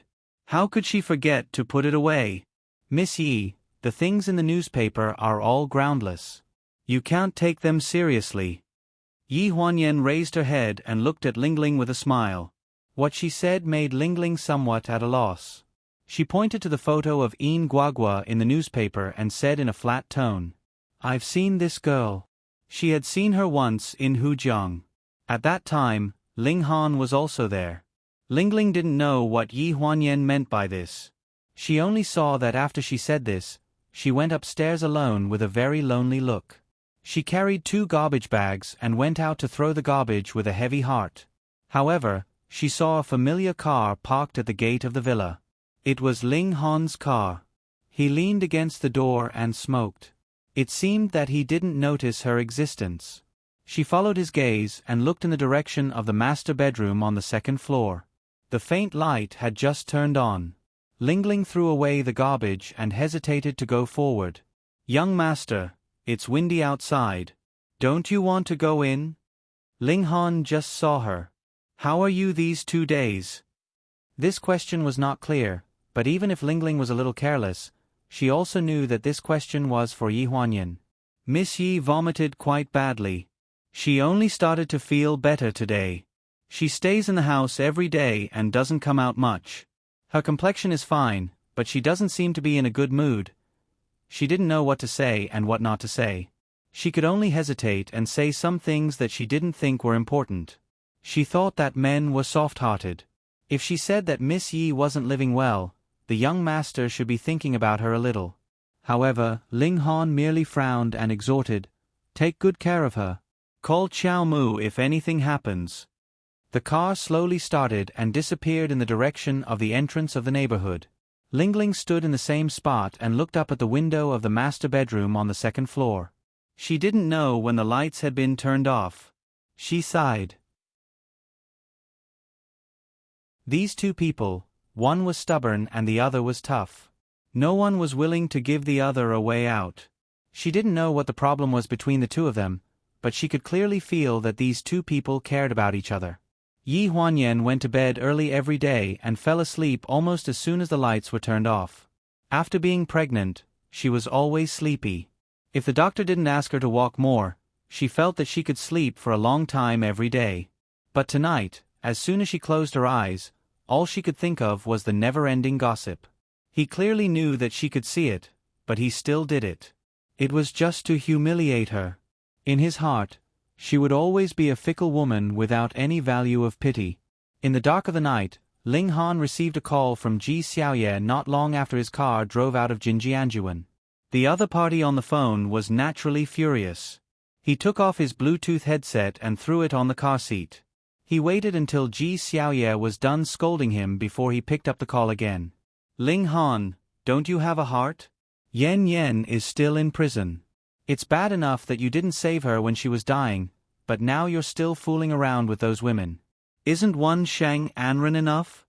Ji Xiaoye's voice was a little tired.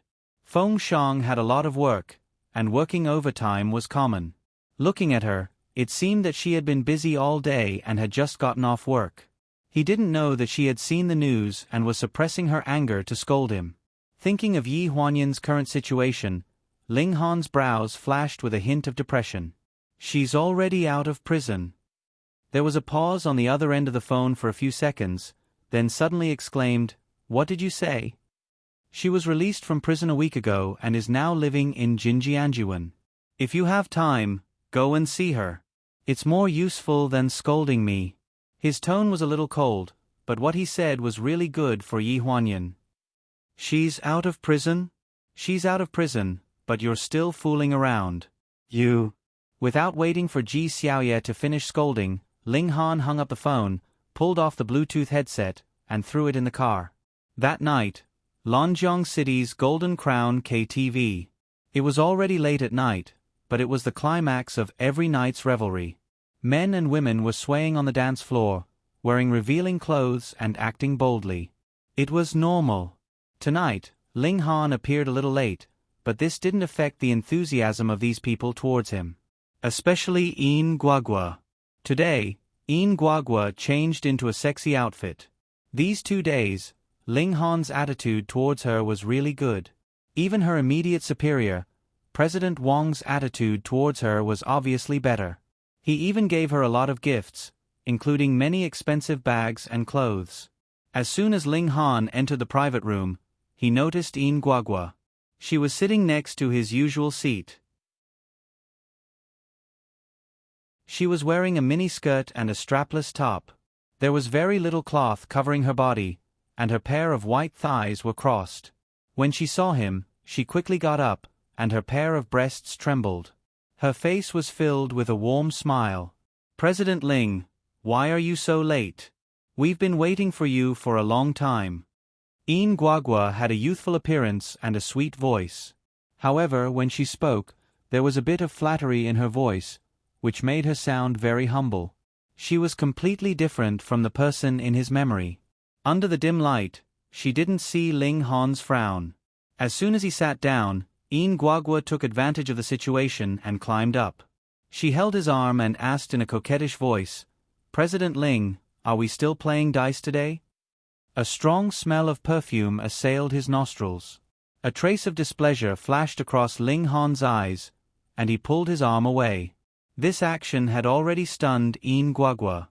She asked, "President Ling, are you unhappy?" Hearing this, Ling Han was a little absent-minded. It had been a long time since anyone asked him if he was unhappy or happy. It seemed that all the days were not happy, but also not unhappy. Everything was done step by step, and he didn't need to spend too much effort. For so many years, it was not for cooperation, but simply for this. Every night, there were very few moments for him to indulge in pleasure. He used to be very self-disciplined. He thought that he didn't need to rely on alcohol or flattery to reduce the loneliness of the long night. Yin Guagua didn't hear a reply, but was pulled into an embrace. Even if he didn't like the strong perfume on her body, even if she was only similar to him for a moment, he still deceived himself that with alcohol in his body and a soft jade in his arms, this night would be very fulfilling. They partied until 3 in the morning. Everyone was tired and gradually left. Unknowingly, there were only 2 people left in the private room. When Wang Peizhou left, he meaningfully told Yin Guagua, "Serve President Ling well, Guagua."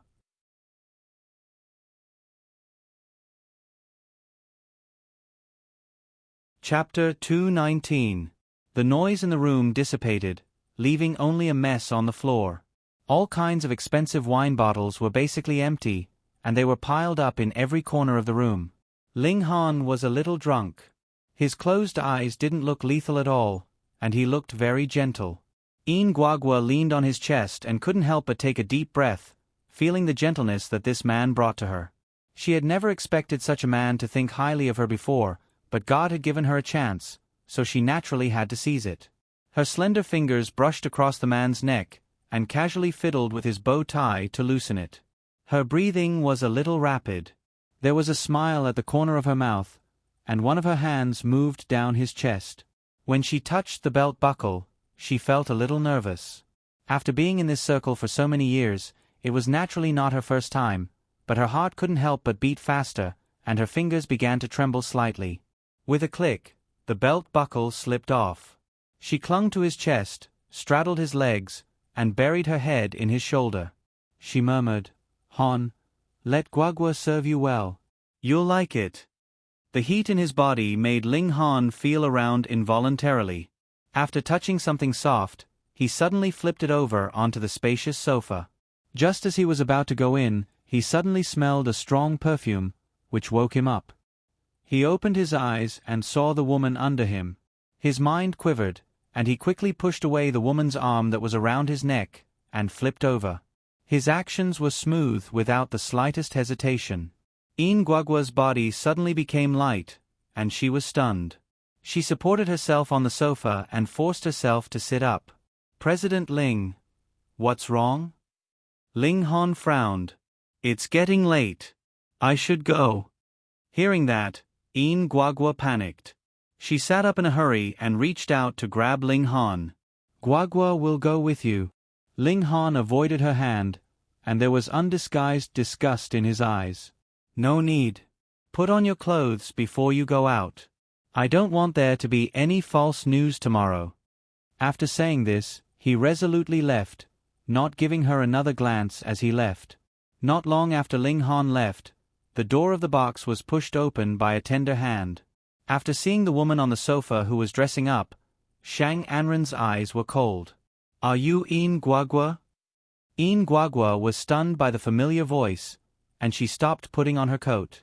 She looked up and saw a figure wearing a cap. Her head was lowered, and she couldn't see her face. "You are." She looked puzzled. Shang Anren raised his head and stared at her unkindly. He sneered, "Don't tell me you don't know me?" Guagua's heart skipped a beat. When she thought of the relationship between Shang Anren and Ling Han, she inexplicably felt a little guilty.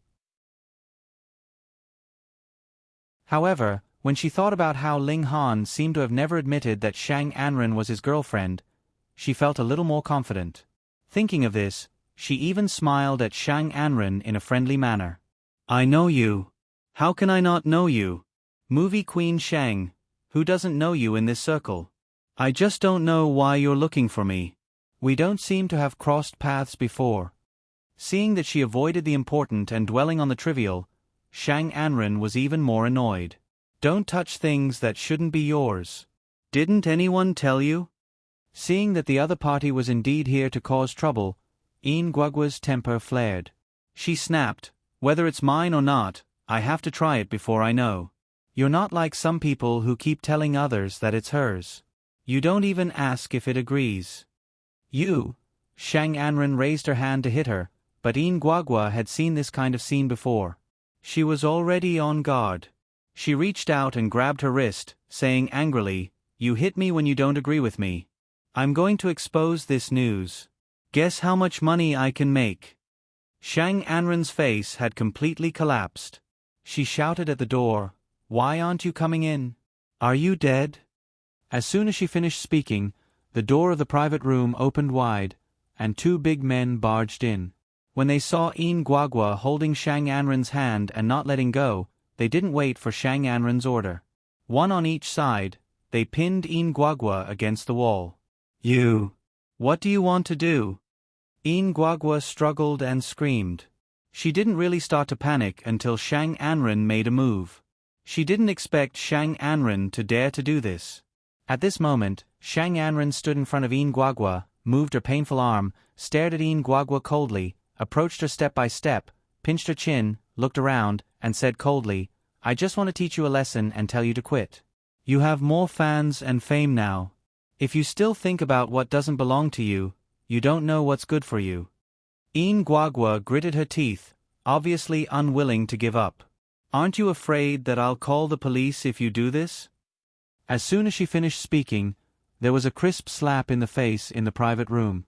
Yin Guagua looked at the woman in front of her in disbelief, and a 5-finger mark swelled on her white left cheek. Shang Anren was accurate and ruthless. This slap made her mouth full of blood. This slap is to tell you that I, Shang Anren's man, you'd better not provoke him if you don't have the ability. I even have the ability to put his sister in prison, let alone you, a bitch who doesn't know the depth. Before she could speak, another slap fell on the other side of her face, which stunned her and made her see stars. Shang Anren was not in a hurry and sneered, "This slap is to tell you that you don't know what's good for you. You got a little of his good face, so you think you can fly to the branch and become a phoenix. I kindly remind you that in his eyes, you are just a pheasant." Yin Guagua didn't dare to speak again. Shang Anren walked in front of her and looked at her thoroughly. At last, she covered her nose and sneered. She waved her hand and let the 2 big men let her go. Yin Guagua sat on the ground, covering her cheeks and looking at Shang Anren in fear, for fear that she had other means. Shang Anren squatted down and patted her face with one hand across the back of her hand. "Don't be afraid. I just suddenly found out that there's no need to care about anything with you. After all, you didn't even touch his bedside, did you?" Yin Guagua's eyes were shocked, and she looked at her in disbelief. How did she know? Seeing her like this, Shang Anren was more convinced in her heart. She was in a good mood and got up to leave. "That's all for today. We're all in the same circle. I won't embarrass you. Don't put your mind on Ling Han in the future. Do you hear me?" Yin Guagua nodded like pounding garlic. At this time, a wise man submits to the circumstances. Who would hit a stone with an egg? But when Shang Anren's figure disappeared at the door of the box, the timid look on her face disappeared without a trace. She gritted her teeth and clenched her fists secretly, with a trace of insidiousness in her eyes. "We're all in the same circle. Why can't you think with your heart and I can't? Winner is king and loser is in the wrong. Wait and see." She had to climb up Ling Han's bed.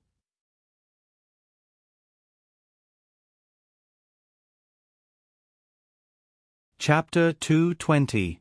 On Saturday, in Jinjiang Court. Ji Xiaoye finally got a Saturday that she didn't have to work overtime. Su Mang gave her a special holiday after he heard that Yi Huanyan was released from prison. The visit of her good friend swept away the haze of the past few days. Yi Huanyan got up early the day before after she received a call from Ji Xiaoye. She went to the supermarket with Ling Ling to buy ingredients and was ready to cook in person. When she called, Ji Xiaoye just got off work and was very tired. They didn't talk much. Yi Huanyan heard the tiredness in her voice. She urged her to have a rest and said that they could talk when they met. Then she hung up the phone first. When Ji Xiaoye arrived and saw the table full of dishes, she was so shocked that her jaw almost dropped. "Yen Yen, are you going to feed the pigs?" Yi Huanyan quickly pulled her to sit down. The smile on her face was inexplicably gentler than before. She looked like a housewife with a motherly glow. "It's rare for you to come here, and it's rare for me to cook. So I made more. I'll pack the extra for you. You can take it back and put it in the refrigerator. You can eat it after it's hot." Ji Xiaoye looked at Yi Huanyan carefully and said with a sad tone, "I won't pack it. You eat more. I see that you have lost a lot of weight. The food, there is not very good, right?" When she said, "there," she paused for a second. It seemed that she was a little embarrassed to say it. Yi Huanyan didn't take it seriously. She just smiled faintly and was busy filling soup for her. "That place is okay. It's not as hard as you think. Every day, we eat and sleep regularly. Except for the bad conditions, there is nothing bad." Ji Xiaoye stared at Yi Huanyan's gesture of filling soup. She always felt that it was a little stiff. She couldn't help but ask, "What's wrong with your arm?" Yi Huanyan was slightly stunned. "Nothing. I fell down 2 days ago." "Let me see. It's really nothing. While they were pulling, Ji Xiaoye couldn't help but see the scar on his arm. When she was released from prison, her arm was almost fully healed. The retainer had been removed, and the bandage had been removed. All that was left was a long scar that extended from her left elbow all the way to her shoulder. After the scab fell off, there was a pink protrusion that was very clear. The medical facilities in the prison were limited, and the wound was not treated well at that time. This scar would not be easily removed. When she saw the scar, before Yi Huanyan could say anything, Ji Xiaoye's eyes turned red. She turned around to avoid Yi Huanyan's gaze and said in a choked voice, "How did you end up like this? And you fell? How did you fall like this? It's been at least a month, right?" Yi Huanyan quickly pulled down her sleeves and pretended to be relaxed. "This is nothing. It's just a small injury. Who doesn't get hurt in their life? Hurry up and eat. It's rare for us to see each other." "Do you have to be like this with me?" Ji Xiaoye glared at her resentfully. Her eyes were red. "You're still talking about it. You didn't contact me after you were released from prison. If I hadn't seen the news, I wouldn't have known." "News?" Yi Huanyan was a little confused. Ji Xiaoye hesitated for a moment and changed the topic. "Forget it. Let's eat. Eat more." Ling Ling was tidying up in the kitchen.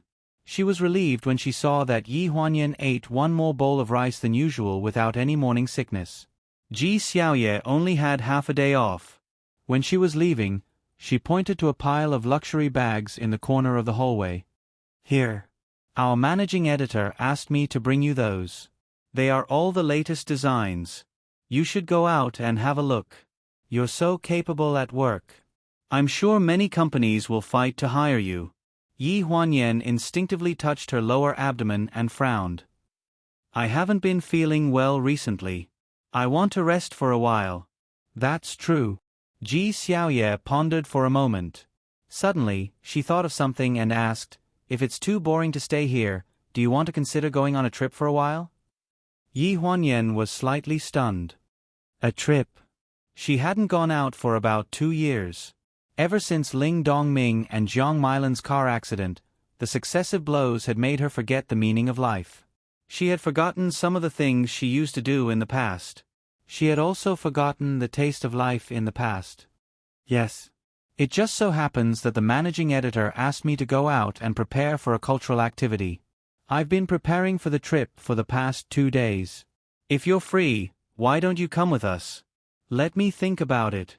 She actually wanted to go, but she had a lot of concerns. Ji Xiaoye didn't rush her. When she left, she was a little reluctant. "If I'm free, I'll come and see you. It's just that I've been too busy for the past 2 days. You have to take good care of yourself. Look for me if you need anything." Yi Huanyan stood at the entrance of the courtyard and waited until Ji Xiaoye drove away. Finally, she couldn't take it anymore. She covered her chest and bent over by the flower bed to vomit. Ling Ling heard the sound and rushed over. Her expression changed drastically. She hurriedly went back to the house to get medicine and water. She muttered, "Why is she like this again? Wasn't she fine just now?" Yi Huanyan wouldn't tell her. She didn't want her friend to worry. Everyone had their own life. Since she knew that no one else could help her, she shouldn't let her own problems become a burden to others. She squatted on the stairs and vomited until her stomach was empty. When she got up, the world spun around her. Fortunately, Ling Ling was quick enough to catch her and prevent her from falling down the stairs. "Miss Yi, what should we do?" Ling Ling was so anxious that she didn't know what to do. Yi Huanyan smiled and squeezed her hand. "I'm fine." "Ling Ling, can you make me a bowl of sweet soup? I want to drink it." Seeing her pretending to be relaxed, Ling Ling felt especially bad. After making the sweet soup and bringing it to the coffee table, she leaned against the sofa and closed her eyes as if she was about to fall asleep. "Miss Yi, eat something before you sleep. It's hard to sleep with an empty stomach." When making the sweet soup, Ling Ling didn't dare to put too much alcohol. Yi Huanyan wasn't in good health now. She didn't eat many things, but she didn't eat those things. She vomited everything she ate, which made Ling Ling's heart ache. She didn't understand why the young master didn't ask about Yi Huanyan. If he really didn't care, why did he drive to the door and stare in the direction of the master bedroom for so long last night? Yi Huanyan nodded and drank the sweet soup. After drinking half of it, she lost her appetite. Ling Ling helped her upstairs to rest, and she followed. Her steps were heavy, but she was light as a feather. It was as if a gust of wind could blow her away. "Miss Yi, why didn't you tell Miss Ji about your pregnancy?" Yi Huanyan lifted the blanket and laughed bitterly. "I don't know if I can keep this child. I don't want her to worry about me." "Why can't you keep it?" Ling Ling hurriedly comforted her. "The doctor said that she'll be fine after a good rest." Yi Huanyan wasn't referring to what the doctor said. She was afraid that after that person's patience ran out, he still couldn't tolerate this child. Yi Huanyan held her stomach and closed her eyes. The tip of her tongue tasted bitter. She felt that the sweet soup just now was tasteless.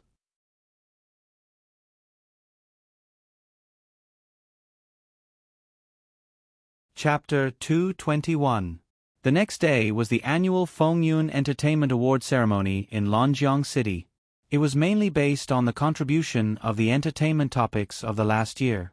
It selected various awards for the active newcomers of the previous year, mainly some of the most popular awards and encouragement awards.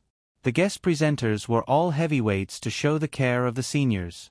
When Ling Han attended the opening ceremony of the award ceremony with Yin Guagua, the microphones and cameras in the hands of the reporters seemed to have grown eyes and aimed at the two of them crazily. If the previous scandals were solely hype on Yin Guagua's side, this time Ling Han ignored the scandals and walked the red carpet with Yin Guagua generously. It could be said that he admitted the relationship between the two people in a disguised way. What was even more embarrassing was that the movie queen Shang Anren followed closely behind them. The reporters couldn't interview Ling Han, so they all aimed the microphones at Shang Anren. "Miss Shang, have you broken up with President Ling of Pleasure? Why did you come to the red carpet alone this time?" Shang Anren smiled very appropriately, only showing a trace of displeasure for a moment when she lowered her head and stroked her hair. After all, the movie queen was the movie queen, and her professional ethics were extraordinarily good. She tilted her head slightly and glanced at the figure who had walked to the end of the red carpet in the distance. She immediately smiled and said, "You may think too much. Guagua is a newcomer in the company. It's probably her first time attending such a scene. And I'm the guest presenter of this award ceremony. I have something to do after the red carpet, so I'm quite busy." There was a hidden meaning in her words. Obviously, she was whetting the reporter's appetite. Seeing that the crowd still wanted to interview her, Shang Anren glanced at the bodyguards and agents on the side intentionally or unintentionally. The reporters behind were all blocked outside the cordon. Shang Anren lifted the corner of her skirt and stepped on the red carpet in 12-centimeter high heels. This was her home ground, and no one could steal her limelight here. Who was Yin Guagua? Ling Han signed his name on the curtain, then glanced at Yin Guagua on the side. He didn't show contempt for her slightly young and stingy appearance. Instead, when he went down the stairs, he patiently reached out to hold her with a pink gentleman attitude.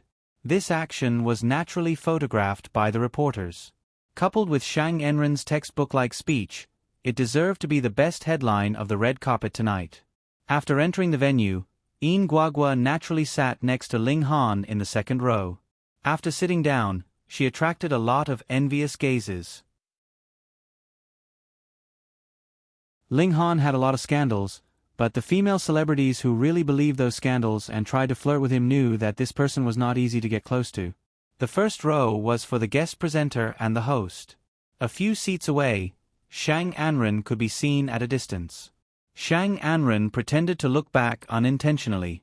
The smile on Yin Guagua's face froze slightly, and she felt a faint pain on her face. She subconsciously moved closer to Ling Han. "President Ling, Shang Anren is looking at us," she whispered, deliberately revealing a trace of grievance in her tone. "What? Do you know her?" Ling Han asked casually and nodded to Shang Anren in response. In public, the harmony that should be maintained had to be maintained. Otherwise, Who knew how many groundless rumors there would be tonight? She is the movie queen, and I am just a small anchor. I don't know her. Guagua's tone was a little sour. These trivial things naturally did not fall into Ling Han's ears. In fact, after leaving the Golden Crown last night, he did not go to the hotel to pick up Guagua until just before the opening ceremony of the award ceremony, so he did not know what happened between her and Shang Anren. He did not know if it was deliberately arranged, but the guest who gave the award to Guagua was Shang Anren. The Encouragement Award of Best New Female Anchor was not a big award, and there were a dozen other awards at the same time. When they went on stage, a dozen female anchors lined up in a row on the steps. They lined up very orderly and went on stage one by one. Because Guagua had been in the limelight recently, she deserved to walk in the front, and also the position closest to the podium and the camera. After Shang Anren read the award, she looked into the distance. A dozen young and beautiful female artists came up one by one. The oldest one was only 23 or 24 years old. It can be said that they were young, which made her feel very uncomfortable. Guagua, who was the leader, was wearing the latest long dress in the BV show field. She had a high V on her chest, revealing her proud curves. Even Shang Anren could not compare with her. At this moment, the smile on the young and sweet face was particularly dazzling. Shang Anren had a smile on her face, and her eyes swept over the figure behind Guagua intentionally or unintentionally. Behind Guagua was a female anchor with a rather delicate appearance. After receiving the signal of Shang Anren's eyes, she seemed to stumble forward unintentionally. Ouch! Then the BV strapless dress worth hundreds of thousands of yuan was peeled off from Guagua's body perfectly, revealing her proud upper body curves. She screamed, and the eyes and cameras of the whole venue were aimed at her. The big screen enlarged the proud chest curve and the snow-white back, and the whole audience was in an uproar. There was a commotion on and off the stage, and even Ling Han was nervous.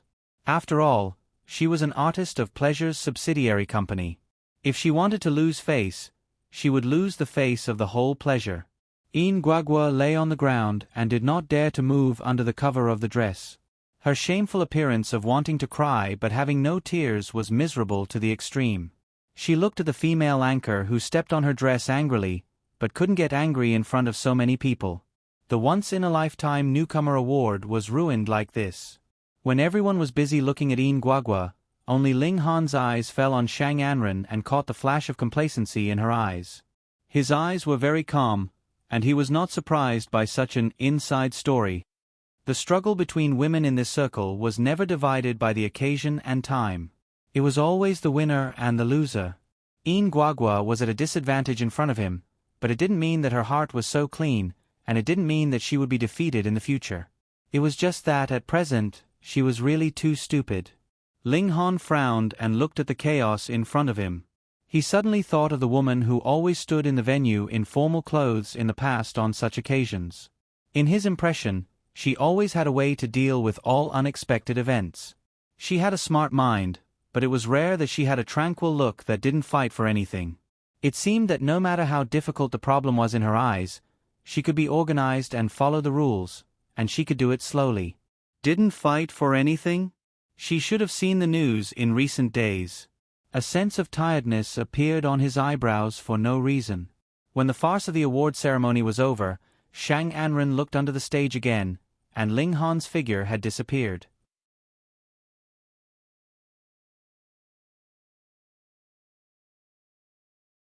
Chapter 222. Jin Zhongyuan, that clear-minded and quick-witted woman who didn't fight for anything, was also doing something that didn't fight for anything. The red carpet news was playing on the computer. The woman holding Ling Han had a bright smile on her face. Yi Huanyan felt like she had completely lost the youthfulness and vitality on her face. Maybe Ji Xiaoye was right. She should go out for a walk and then decide if she should leave. Yi Huanyan was packing when the black SUV stopped downstairs. Her huge suitcase was already stuffed full of spring clothes and a few summer clothes. It looked like she was going to travel for a long time. Lingling, can you help me find 2 sets of toiletries for my trip? I remember there were a lot of small samples before. Yi Huanyan carefully walked over the suitcase to the door and shouted downstairs. Ling Ling was cleaning up the kitchen. The sound of running water was too loud, so she didn't seem to hear it. Yi Huanyan hesitated for a moment. In the end, she decided to put aside the packing matter and go find the clothes herself. The stock of skincare products and toiletries were all in the closet next door. However, she usually asked Ling Ling to get them, so it was a little difficult to find them. When Ling Ling turned off the tap and came out, she was shocked to see Ling Han enter the room. "Young master." Ling Han nodded and walked upstairs. It took a lot of time and effort, but in the end, he still couldn't find a woman like her. Even the slight resemblance was just his imagination. He gave up. Wasn't it just a child? If she wanted it, then so be it. As long as she stayed by his side peacefully, it would be enough if he could occasionally feel a trace of comfort in this foul circle. He twisted open the door, and just as he stepped out, the tip of his foot hit an obstacle. His gaze fell on the neatly packed suitcase. His originally gentle eyes gradually turned cold, and under the light, there was a faint cold light. "She's leaving?" Rustling sounds came from the closet next door. His home slippers dragged on the floor with a heavy thud as he pushed open the door. Behind a long black leather sofa, a thin figure was squatting in front of a white Nordic-style cabinet. "Ling Ling, where did you put your pajamas?" Yi Huanyan thought it was Ling Ling when she heard the door open, so she asked, "Is it in this closet?" Ling Han silently walked into the room and looked at the figure from across the sofa. He was so angry that the veins on his forehead bulged. "Where are you going?" When she heard this voice, Yi Huanyan shuddered and almost fell to the ground. She held on to the cabinet door and carefully stood up. "You. Why are you back?" He took a step forward and said coldly, "What I'm asking is, where are you going?" Yi Huanyan instinctively stepped back, but her back was against the white cabinet, and there was nowhere to go.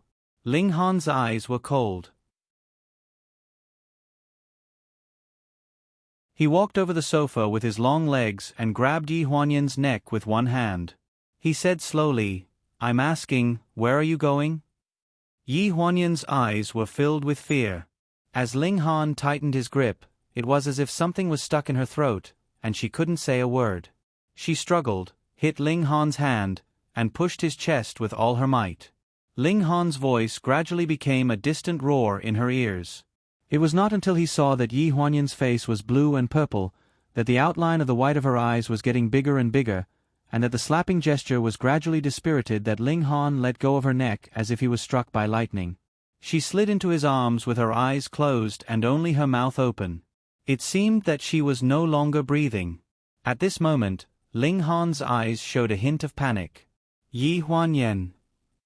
He shook her shoulders. There was dead silence. "Yi Huanyan." Yi Huanyan only felt like the world had turned pure white in that moment of suffocation. It was as if she had seen this scene a long time ago, and the world had returned to its original purity. This was good too. She didn't have to endure any more humiliation, and she didn't have to care about what others thought of her. She heard a voice calling her. She didn't know who it was, but she felt that it was very familiar. Was there someone who cared about her? In this world, was there anyone who could empathize with her situation? Not long after, Ling Ling heard the sound and came over. When she saw the scene in front of her, she exclaimed, "Young master, what happened to Miss Yi?" Ling Han just hugged Yi Huanyan, and his voice was no longer as calm as before. "She's not breathing. She's not breathing." There was a circle of red marks around Yi Huanyan's neck, and the situation was self-evident. "Young master, give her water, give her water." When she saw the circle of red marks, she suddenly had a flash of inspiration. She said this incoherently, but when she saw that Ling Han already looked like he had lost his soul, she stomped her feet, turned around, and ran to the kitchen to get a cup of hot water. After pouring the cup of hot water, there was a reaction. Cough, cough. Yi Huanyan's violent coughing filled the entire room. The hot water spread over her chest and soaked her pajamas, but after the violent coughing, she still closed her eyes and showed no signs of waking up.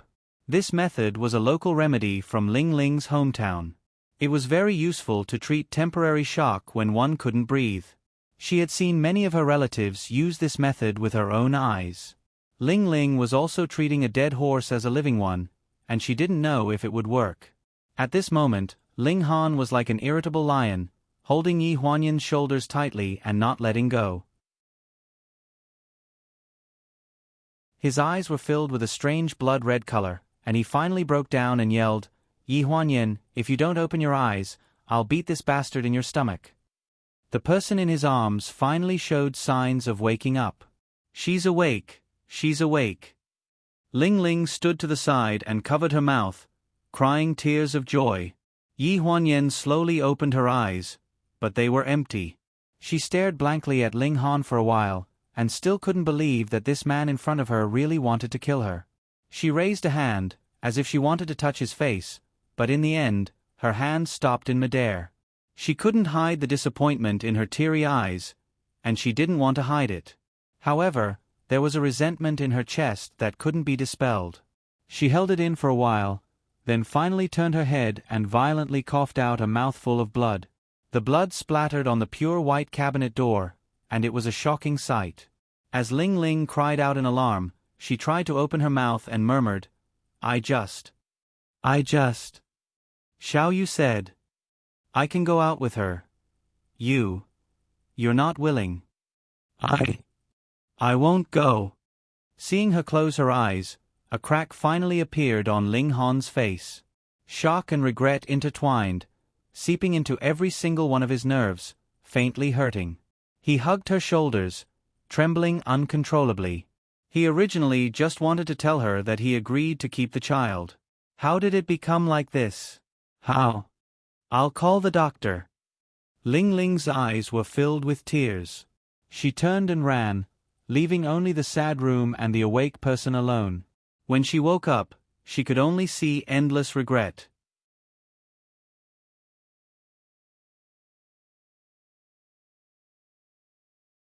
Chapter 223.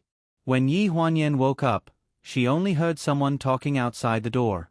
She could vaguely hear the female doctor who visited her every once in a while, and Ling Ling's voice, but nothing else. She closed her eyes and covered her stomach with her hands. A trace of tears streaked across her eyes. Fortunately, you're still here. The female doctor gave Ling Ling a few words of advice and went downstairs with the medicine box. It's nothing serious.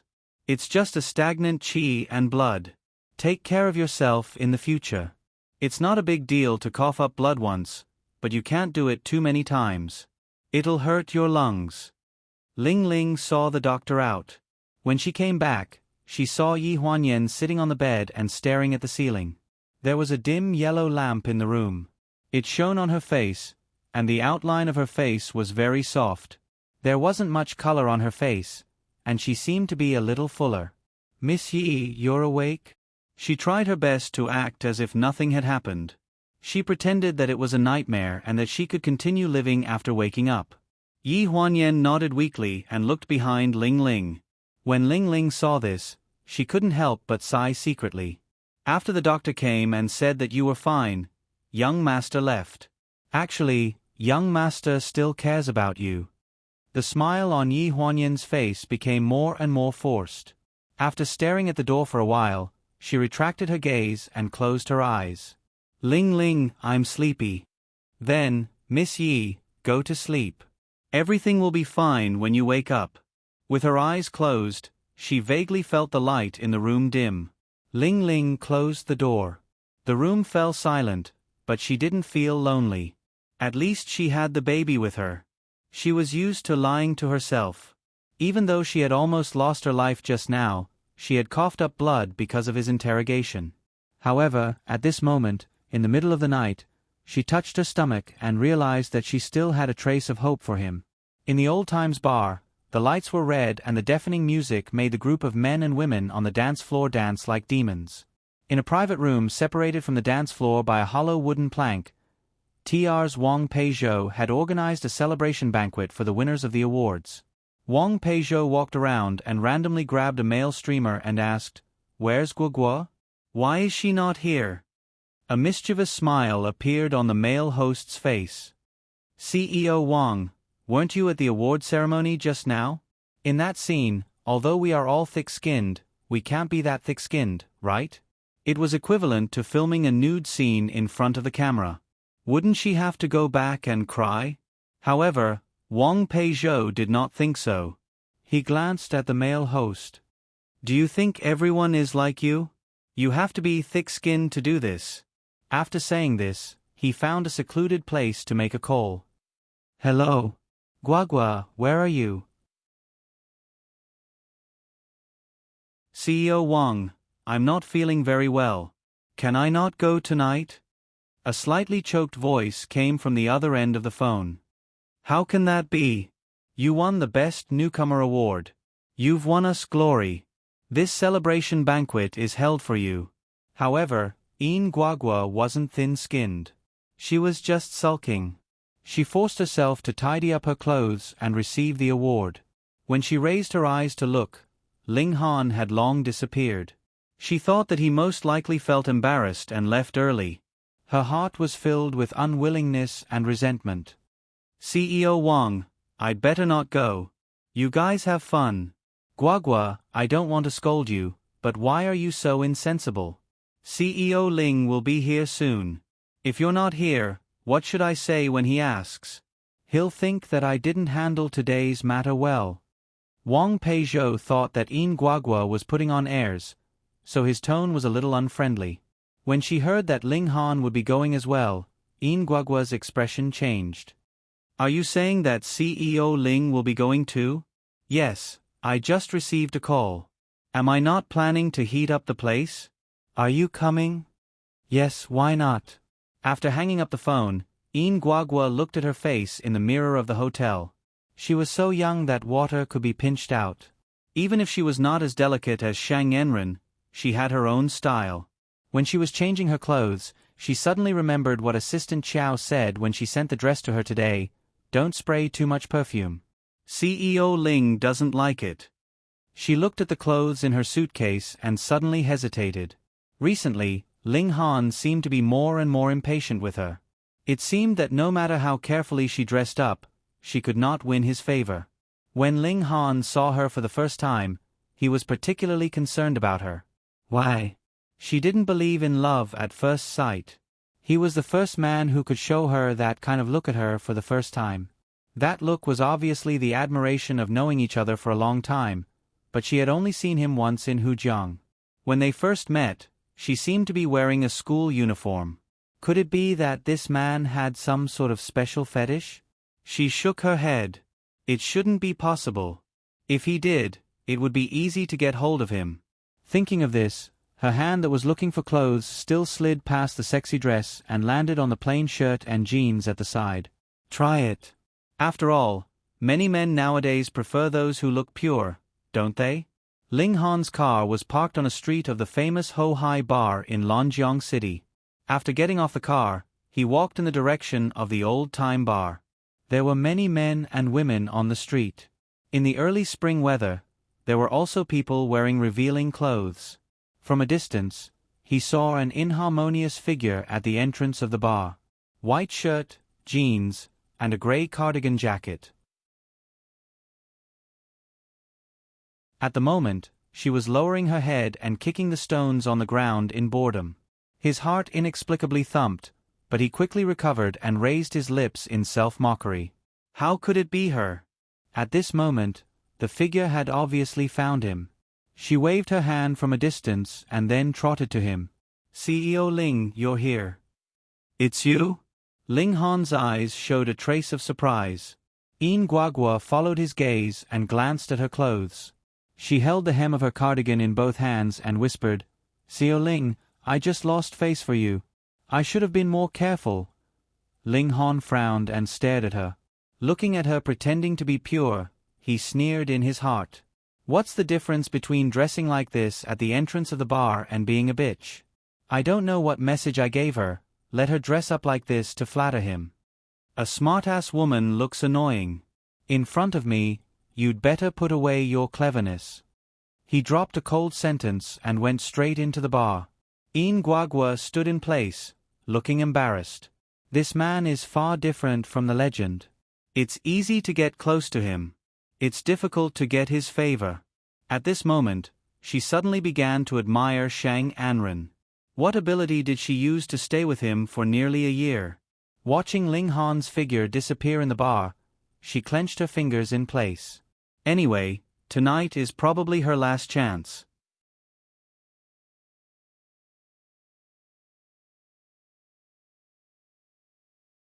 Chapter 224. In the private room of the Old Times Bar. From the moment he entered the private room, Ling Han did not refuse anyone. No matter who offered him a toast, he did not ask for the reason. He drank one glass after another, looking like he would not stop until he was drunk. Everyone went to offer a toast. Yin Guagua sat beside Ling Han with 2 glasses of wine. President Ling, we're going back to Shanghai tomorrow. This glass of wine is a farewell toast to you. There was a sense of carefreeness in her words. Ling Han glanced at her. After all, she had accompanied him to kill a lot of loneliness these days. He had to give her a glass of wine. He took it and drank it in one gulp. Ling Han could not remember how many glasses of wine he drank after that. That night, he was in a particularly low mood. Originally, he went to the bar to numb his inner thoughts. There were many people and in the end, his vision began to blur. He only heard a delicate voice beside him urging him to drink. The next morning, in the hotel suite near the bar, clothes were everywhere. The snow-white sheets covered 2 naked bodies. The woman leaned against the man's chest and slept soundly. When Ling Han woke up, this was the scene beside him. He held his forehead and sat up on the bed. The woman in his arms woke up and looked at him. Her eyes were like water with a bit of pretentious shyness. President Ling, you're awake. Ling Han's face was gloomy. He only felt disgusted. You drank too much last night. I didn't know where you lived, so I brought you to the hotel. But you... Yin Guagua, I reminded you not to play tricks. Ling Han's cold voice directly interrupted her. Even if no one cared about him, the bartender in the bar knew where to send him. There was no need for Yin Guagua to do anything. The current situation was clearly set up by her. He suddenly remembered the glass of wine last night, the glass she handed to him. It was not long after he drank that glass of wine that his consciousness began to blur. His usual alcohol tolerance was not that little. Yin Guagua looked aggrieved and choked. President Ling, you forced me last night. I couldn't resist at all. You... Why are you blaming me? By the time she finished speaking, the sound of sobbing could already be heard. Ling Han became more and more agitated. He lifted the quilt and got out of bed with a cold expression. Get the check from Xiao Mu. You'd better keep your mouth shut about what happened yesterday. I don't want a third person to know about it.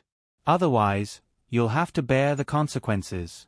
He especially didn't want this matter to reach her ears again. Ling Han's voice was extremely cold, and Yin Guagua couldn't help but shiver. Her hands that were gripping the corner of the blanket also became a bit cold. She suddenly felt a bit of regret. She didn't know whether the deployment last night was beneficial or detrimental to her. While Ling Han was taking a shower, she quickly put on her bathrobe and paced back and forth in the room. At this moment, a phone call came in. The voice on the other end of the phone was somewhat anxious. Guagua, everything is ready outside. How are you inside? Yin Guagua gritted her teeth. Why don't we just let it go? You can just create some rumors. Is there a need to make such a big deal out of it? You want to give up such a good opportunity? I'm telling you, even Shang Anren didn't have such solid evidence. As soon as she heard the name Shang Anren, Yin Guagua's expression changed.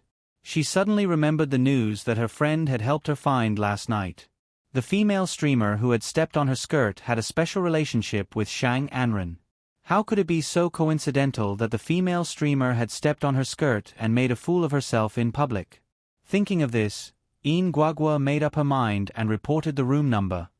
The room number is 1204. The sound of water in the bathroom stopped abruptly. Before long, Ling Han changed his clothes and came out. He was still wearing the same clothes as yesterday, and he still reeked of alcohol. He didn't even look at Yin Guagua and walked toward the door. He didn't notice at all that Yin Guagua behind him had a smug smile in her eyes. When he opened the door, the swarm of cameras and microphones almost made Ling Han stumble. Behind the flashes were reporters who couldn't hold back anymore.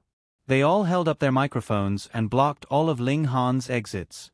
And as if oil was added to the fire in the room, a woman's scream came out. The cameras all pointed at the source of the sound. It's Yin Guagua. At this moment, Yin Guagua was wearing a wine-red bathrobe. Her exposed skin was covered with light red kiss marks. What had happened between the two of them was already confirmed. Ling Han's face was gloomy. He clenched his fists and was about to explode in the crowd of reporters who were chasing after the details of last night. That day, the headlines of all the major news outlets were exactly the same. Internet celebrity live streamer Yin Guagua and Pleasure Group's president Ling Han had a night of love. Yin Guagua's follow-up to the scandal, the kiss mark incident. In addition, Shang Anren, who had always considered herself Mrs. Ling, didn't respond. The reporters took the fact that Shang Anren and Ling Han's relationship had changed as her tacit agreement, and directly pushed this gossip to the climax. Yin Guagua became the mistress and crushed the movie queen Shang Anren. News like this kept popping up. It could be said that this woman named Yin Guagua had become an instant hit overnight. Yi Huanyan looked at the news on her laptop, and her eyes dimmed bit by bit. She had seen this kind of news too many times. She originally thought that she would be numb to it, but she didn't expect that in addition to numbness, her heart would still ache faintly. Lingling knocked on the door and said worriedly, "Miss Yi, it's time for lunch." Yi Huanyan hesitated for a moment before closing her laptop. She turned around and looked up at Lingling. Then she revealed a faint smile and said gently, "Okay." Pleasure Group's public relations department was a mess. Because they didn't know what kind of attitude Ling Han had toward Yin Guagua, the public relations team didn't dare to make a decision. The office's phone was almost blown up by the reporters, but no one dared to casually respond. After Ling Han arrived at the company, Xiao Mu hurried back from the public relations department and said in an urgent tone, "President Ling, we've suppressed some of the news for now. As for the specific measures, the public relations manager downstairs is still waiting for your instructions. As for that Yin Guagua, how should we deal with her? Ban her." Ling Han's face was gloomy. As soon as he sat down, he spat out the two words coldly. This woman had completely ruined his appetite. As long as he thought of her, he felt that there was no part of his body that wasn't disgusting. Xiao Mu already knew what to do with these two words. The first step was to ban Yin Guagua's personal live stream room and freeze her account. According to the 10-year contract with the company, this woman didn't have a basic source of income and couldn't casually accept any commercial performances without the company's approval. Pleasure Group's public relations department had always been known for its thunderous methods in the entertainment industry. As soon as the measures were taken, Yin Guagua's live stream room showed that there was something wrong with her account that afternoon and was temporarily banned. Meanwhile, all the negative news about Yin Guagua on the hot search list were frequently exposed. There were real and fake news mixed in, and they were all ambiguous yet convincing. When the last piece of news was exposed on the internet, Yin Guagua was already on the verge of collapse. Popular female live streamer failed to seduce her boss because she once worked as a hostess at Dongi Bathing Parlor. With such a basin of dirty water splashed on her, it was almost impossible for her to clear her name by herself.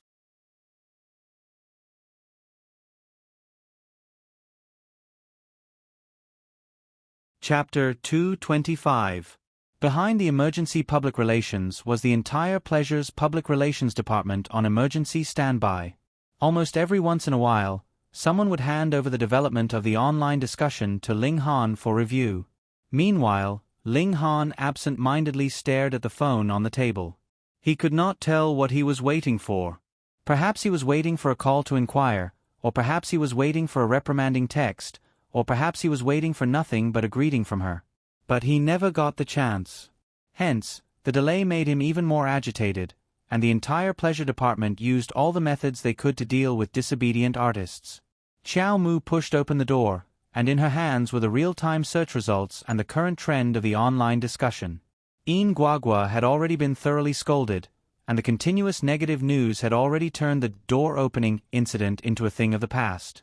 Almost no one mentioned it, and the endless and jaw-dropping topics of 3 escorts and naked chatting attracted the attention of the audience.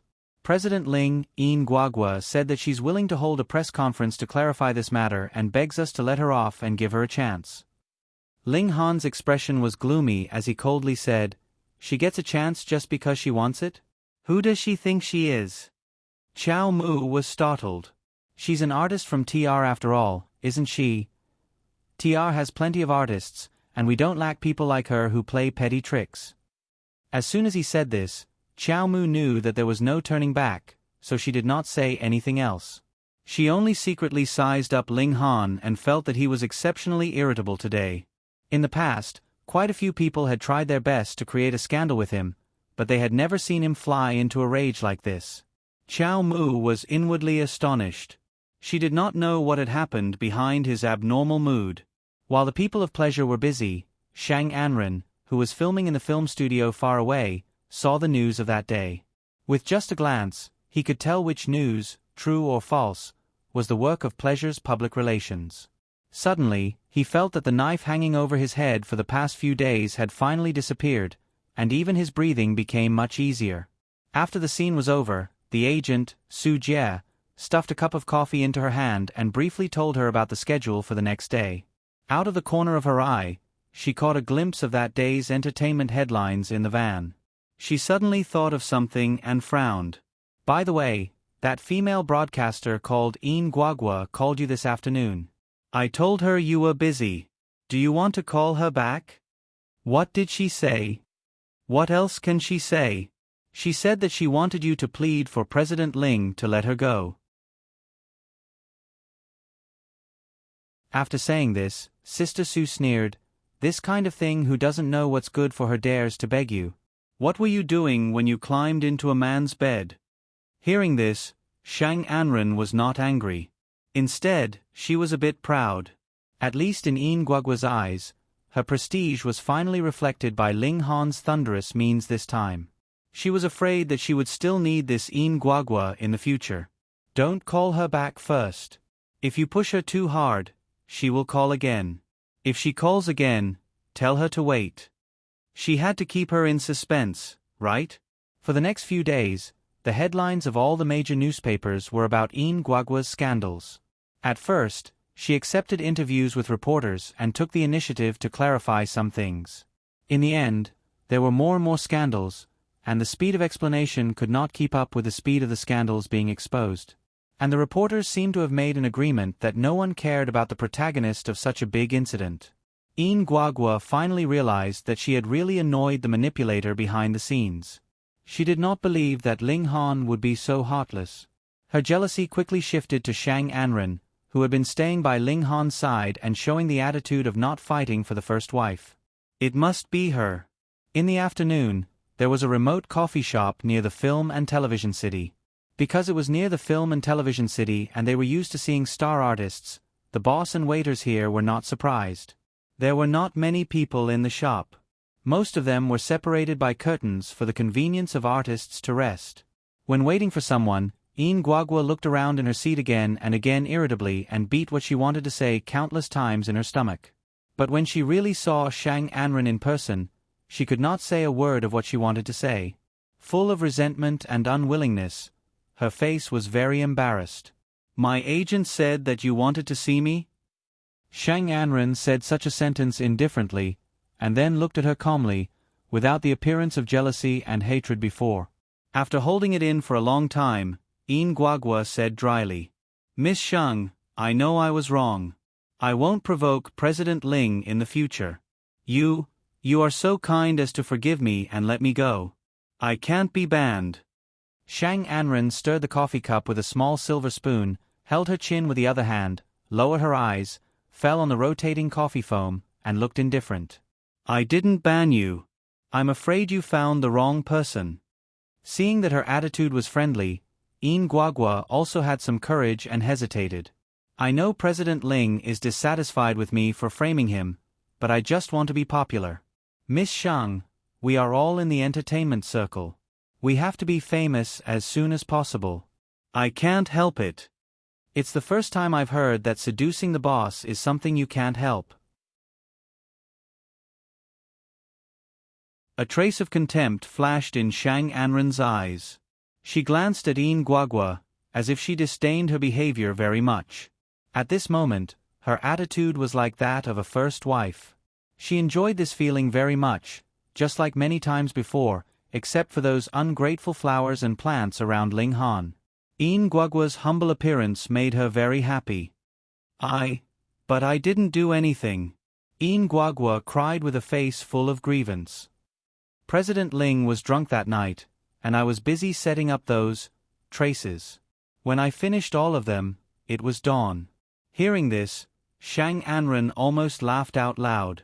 Looking at this stupid Yin Guagua, Shang Anren suddenly felt that she was a bit of a fallen person with her in her heart. However, this thought disappeared in a flash. Opportunities were left for smart people. Of course, she couldn't be compared with such a stupid woman. Do you know why you could get President Ling's favor in the first place? Shang Anren suddenly changed the topic, and her eyes were fixed on Yin Guagua's pure face. Yin Guagua's heart thumped, and she said guiltily, "No. I don't know. I heard that you were wearing a school uniform when you saw President Ling for the first time in Lanjiang?" She was stunned. Shang Anren's question coincided with her thoughts before that night. "Have you ever seen this person?" Shang Anren suddenly pushed her mobile phone in front of her. There was a photo stuck together on it. It looked old. The photo was yellow, but it couldn't hide the young vitality of the girl in it. She was wearing a blue and white striped school uniform, with a ponytail. She seemed to be standing at the school gate, and she smiled at the camera very naturally. This is... Yin Guagua vaguely felt that this person was familiar, but she couldn't remember where she had seen him. Your real opponent. There was a meaningful smile at the corner of Shang Anren's mouth, and her eyes were cold.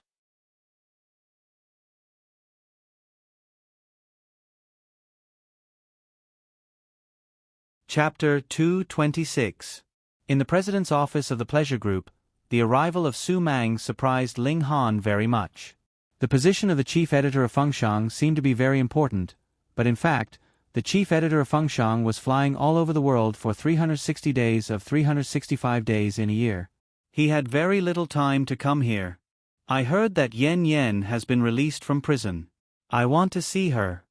Since Ji Xiaoye knew that Yi Huanyan had been released from prison, Su Mang certainly knew about it. There was a trace of vigilance in Ling Han's eyes. Just to see her?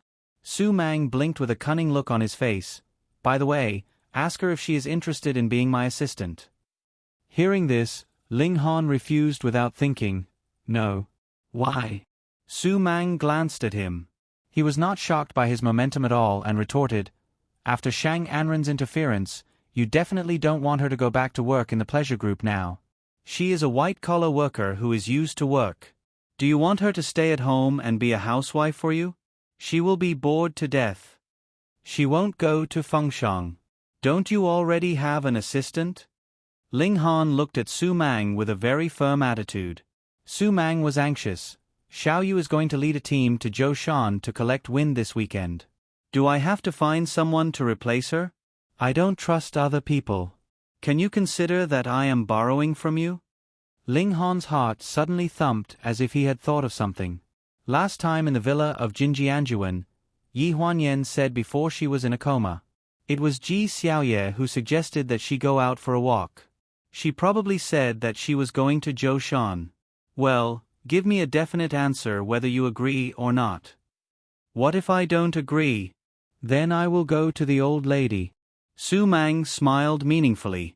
Hearing this, Ling Han's face darkened. He had not told his grandmother that Yi Huanyan had returned. Because of Yi Huanyan's imprisonment, his grandmother had been suppressing her anger and had been ignoring him for a long time. After a while, Ling Han's voice sounded in the office. It's not impossible for her to work, but she can only work with you until Ji Xiaoye comes back, at most a month. A month later, Yi Huanyan's pregnancy was about to show. He didn't want too many people to know about this. Moreover, he had already thought about it. A month later, he would let her stay at the seaside resort for a period of time and come back after the child was born. All right, it's settled then. Su Mang agreed readily. However, Ling Han stared at her thoughtfully for a while and sneered, "Sister Su Mang, do you really lack an assistant? Or did someone ask you to take care of Yi Huanyan for a while?" Su Mang still had a smile on her face. She said lightly, "Whether I lack an assistant or someone really asks me for help, since you have agreed, it means that even you think it's better for her to come out and work, right?" Before Ling Han could refute, she added, "And only in my place, we don't stick to one pattern. No matter what your record is, we only look at your ability to work. In this regard, Fengshang is more confident than pleasure." Ling Han frowned and said nothing more. If working in Fengshang could really make her feel a little better and give up the idea of packing up and leaving him, he was willing to make this concession. It was just a little concession. After Su Mang left, he glanced at his mobile phone again.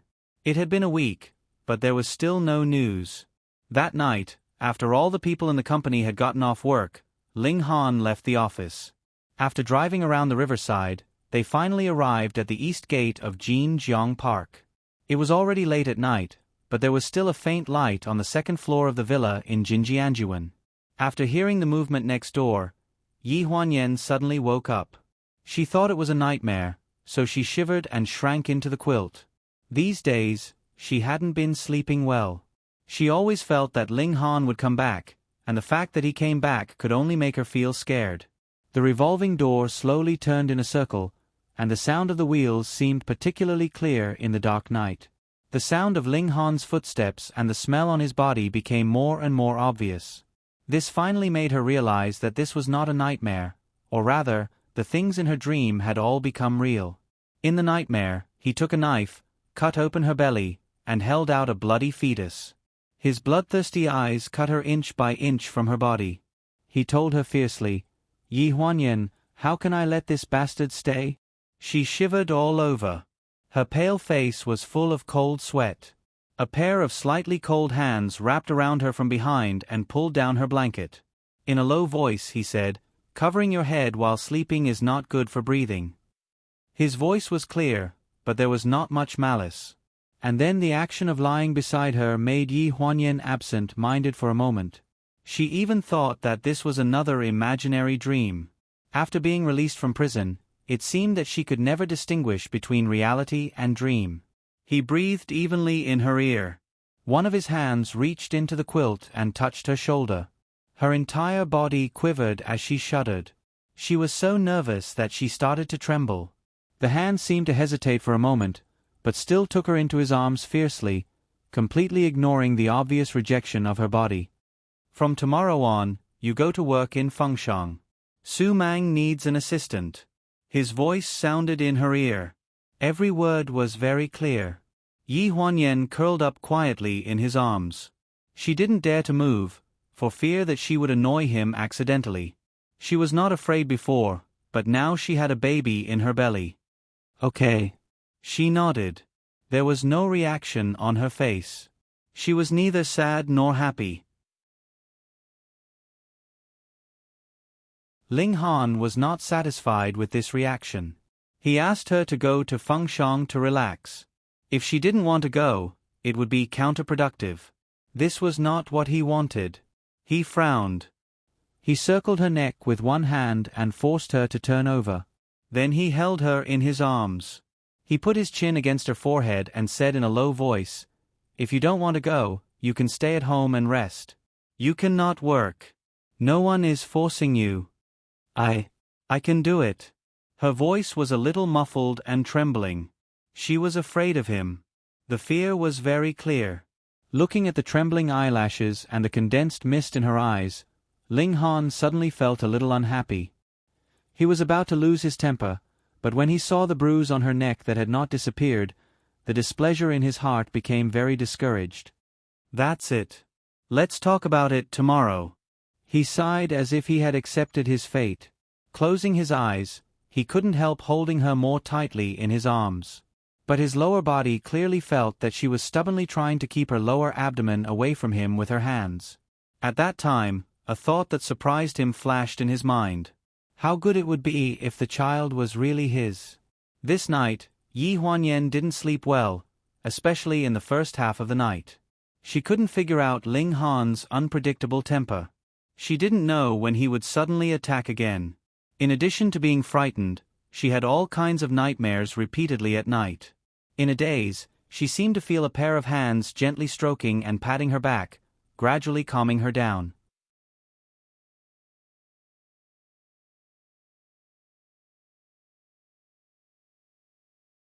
Chapter 227. Early the next morning, Ling Han only felt a light movement in his arms. He was a light sleeper, but he just froze for a moment without opening his eyes. He only felt that after the person in his arms got up, the quilt became a little colder inexplicably. Until Yi Huanyan went into the bathroom, he slowly opened his eyes and looked at the faint figure behind the frosted door of the bathroom. He was lost in thought. Not long after, Yi Huanyan gently opened the door of the bathroom, changed her clothes, stayed by the bed for a while, and finally left the room.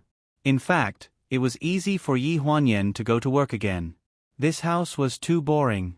Every day after eating 3 meals at home, she waited for a person who she didn't know when to come back with a mood. For her, it was like a long torture. Yi Huanyan left in a hurry. It seemed that she was afraid that Ling Han would regret. She didn't even eat breakfast and went out in a hurry. Ling Ling chased her to the door and put the sandwich into her hand. When she turned around, she found that Ling Han was standing at the door of the bedroom on the second floor. He had turned around and went to the bedroom, but it was obvious that he just stood at the door behind the stairs, but he didn't make any sound. After going out, Yi Huanyan habitually took the bus to the subway. When she got off the subway, she looked at the place where she got off and suddenly found that she got off at the wrong station. She habitually went to the subway near the pleasure group to get off, but today she should go to Fengshang to report. Standing at the subway exit, she stared at the office building in the distance for a while. Her mood was a little complicated. If the phone didn't ring, she didn't know how long she would be absent-minded. It was Su Mang calling and asking where she was. Yi Huanyan was a little flattered. She had to be called by her boss to ask where she was when she went to work. This kind of care was not a good thing for her. "I'm on the subway. It will take about 10 minutes to get to the company. Sister Su Mang, is there anything urgent?" On the phone, Su Mang's voice was very soft. "Nothing urgent. I was going to wait for you in the company, but I had something to do last night, so I had to catch a flight at the last minute. I'm in Hujiang now, so you have to go to the company alone. I'm afraid that you won't get used to it, so I remind you that someone will arrange your work when you arrive at the company." As soon as she heard that Su Mang was not in the company, Yi Huanyan breathed a sigh of relief. A tall tree attracts the wind. As soon as he entered the company, he was backed by the boss. But he was so timid that it made others feel uncomfortable. Although Su Mang left, he arranged his secretary to arrange work for Yi Huanyan. The secretary named Kylie had a very good figure. She walked as if she was flying in a pair of 12-centimeter high heels. When she saw Yi Huanyan, she looked her up and down. "Miss Yi, although Sister Su Mang directly transferred you to the company, I still have to say what I should say." Yi Huanyan was slightly taken aback. This was the first time she had seen a secretary who didn't beat around the bush like Carrie. This was very much in line with Fengshang's style of doing things. Simple, straightforward, and efficient. "Go ahead." Yi Huanyan nodded. "Here's the thing. For the overall reputation of Fengshang, we require that the heel of all female employees should not be lower than 8 centimeters. Unless you are as tall as a model, flat shoes are not allowed in our company. This is the company's constitution." While speaking, her eyes fell on Yi Huanyan's feet. This pair of gray velvet bean shoes had no heel at all. It was equivalent to stepping on the ground barefoot. Yi Huanyan hesitated for a while. "I didn't bring my high heels today. I will be careful when I come tomorrow." "No need.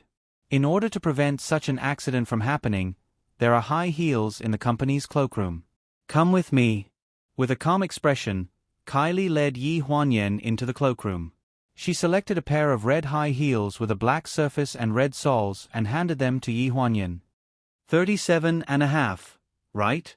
Yi Huanyan took the high heels and looked at her in surprise. You can tell at a glance? This is my job. It's an occupational disease. I'm sorry, Miss Yi. Kylie deserved to be the chief secretary beside Su Mang. Her eyes were almost like a high-intelligence scanner. Perhaps from the moment Yi Huanyan walked into her sight, Kylie's eyes had analyzed all the clothes and accessories that could be seen by the naked eye. Do I also need to practice like this? Yi Huanyan looked a little nervous. If she had known it earlier, she would have reconsidered Su Mang's suggestion of letting her work here. After all, different professions were worlds apart. No, Kylie smiled slightly. Before the chief editor left, he told us that Miss Ye's work is different from ours. In view of your previous work experience, we all think that it is more appropriate to let you do the coordination and communication work between artists. Communication between artists? Yi Huanyan was slightly stunned. Yes, follow me to the studio first. Speaking of the studio, Yi Huanyan's face couldn't help but become a little stiff. She couldn't help clenching her fingers, adjusting her breath, and then braced herself to follow her. In the studio of Fengshang, the cover of the latest issue of the magazine was being shot. After arriving at the studio, looking at the woman standing in front of the white curtain, Yi Huanyan couldn't help but exclaim, "LV Shah?" Kylie nodded. It's not easy to invite LV Shah to shoot the Valentine's Day special issue this time. LV Shah was the first batch of international supermodels to go abroad in China.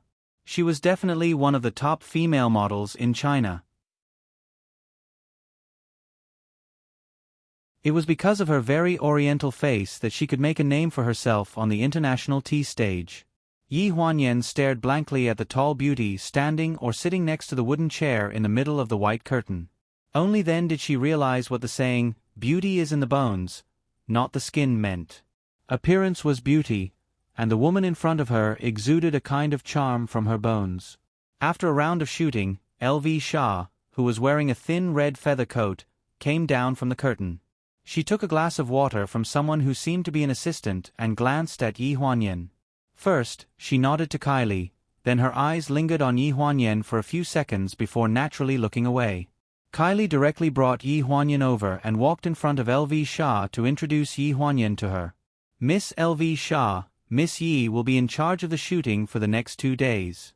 If you have any questions, just communicate with Miss Yi. LV Shah raised her head and glanced at Yi Huanyan. Her expression was cold, and she did not say anything. However, the female agent frowned and sized up Yi Huanyan. I've never seen this Miss Yi before. Who is she? Our chief editor's right-hand assistant, Kylie quickly answered. Although the female agent was a little suspicious, she did not ask any more questions. Yi Huanyan used to frequent Fengshang, so she was more or less familiar with the people here. Kylie also introduced her to the on-site dispatchers, so she was quite familiar with the things here. That's the general situation. Call me if you have any questions. I'll be upstairs. After that, Kylie left the studio. Yi Huanyan took a deep breath. Just as she was about to get back to work, she saw a familiar figure standing in the direction of the bathroom, staring at her blankly. Yen Yen.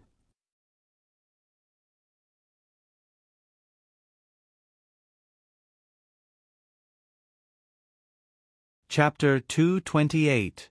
His handsome eyebrows were full of surprise, and his tall figure made people unable to move their eyes away. He was wearing a sapphire blue casual suit with sequins inlaid on his chest. When he walked towards her, those sequins constantly reflected colorful lights under the light. Yi Huanyan did not expect that Su Nianhua would be here. It seemed that Su Mang did not know that she and Su Nianhua knew each other, so this should not be a deliberate arrangement. She thought that Carrie just said that the shooting of this issue was a special issue for Valentine's Day. Presumably, Su Nianhua and LV Shah would be partners in this issue. Just hearing their names, she felt that they were very attractive.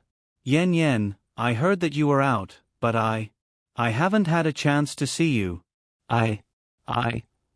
Su Nianhua stuttered a sentence, and it seemed that he wanted to say something but stopped. Yi Huanyan was stunned for a moment, and then she pulled out a relatively polite and gentle smile and nodded at him. Nothing. It's all over. I am very happy to see you again. Su Nianhua's eyes were full of indescribable emotions. It seemed that he had a lot to say, but it was difficult for him to say it. But when the words came to his mouth, he only said, "Me too." The two people didn't talk much when they heard the photographer shouting that they were ready to shoot. Yi Huanyan only felt that LV Shah glanced in her direction, and her eyes were a little gloomy. She didn't know the reason. During the shooting, LV Shah wore a wine-red bathrobe and faced Su Nianhua. She sat on his lap in a bold posture. There was a blower beside her blowing the bathrobe on LV Shah, revealing her slender legs. The picture was very attractive. However, because Yi Huanyan was present, Su Nianhua couldn't get into the mood for a long time. He was very uncomfortable with LV Shah's professional shooting, and he faintly resisted it. After taking dozens of photos, the photographer waved his hand and reminded him, "Brother Hua, relax a little. Don't be too nervous. Also, don't put both hands on the chair. It's best to put both hands on Shasha's waist. It's more natural." Su Nianhua nodded and took a deep breath. He couldn't help but look in Yi Huanyan's direction. His actions naturally fell into LV Shah's sight. A faint sullen expression appeared on her cold face. No woman would like a man who had no attention in front of her, especially a woman like LV Shah. She was in a bad mood recently. It was not easy for her to find a man she liked, but she could not keep him. Now, she was just a little interested in this Su Nianhua, but this man's attention was not on her. He was truly vexed. When they were filming again, she deliberately moved closer to Su Nianhua's chin. A pair of soft hands reached into his half-open shirt, and her nails gently slid across his chest. Su Nianhua's eyes flashed with a trace of shock.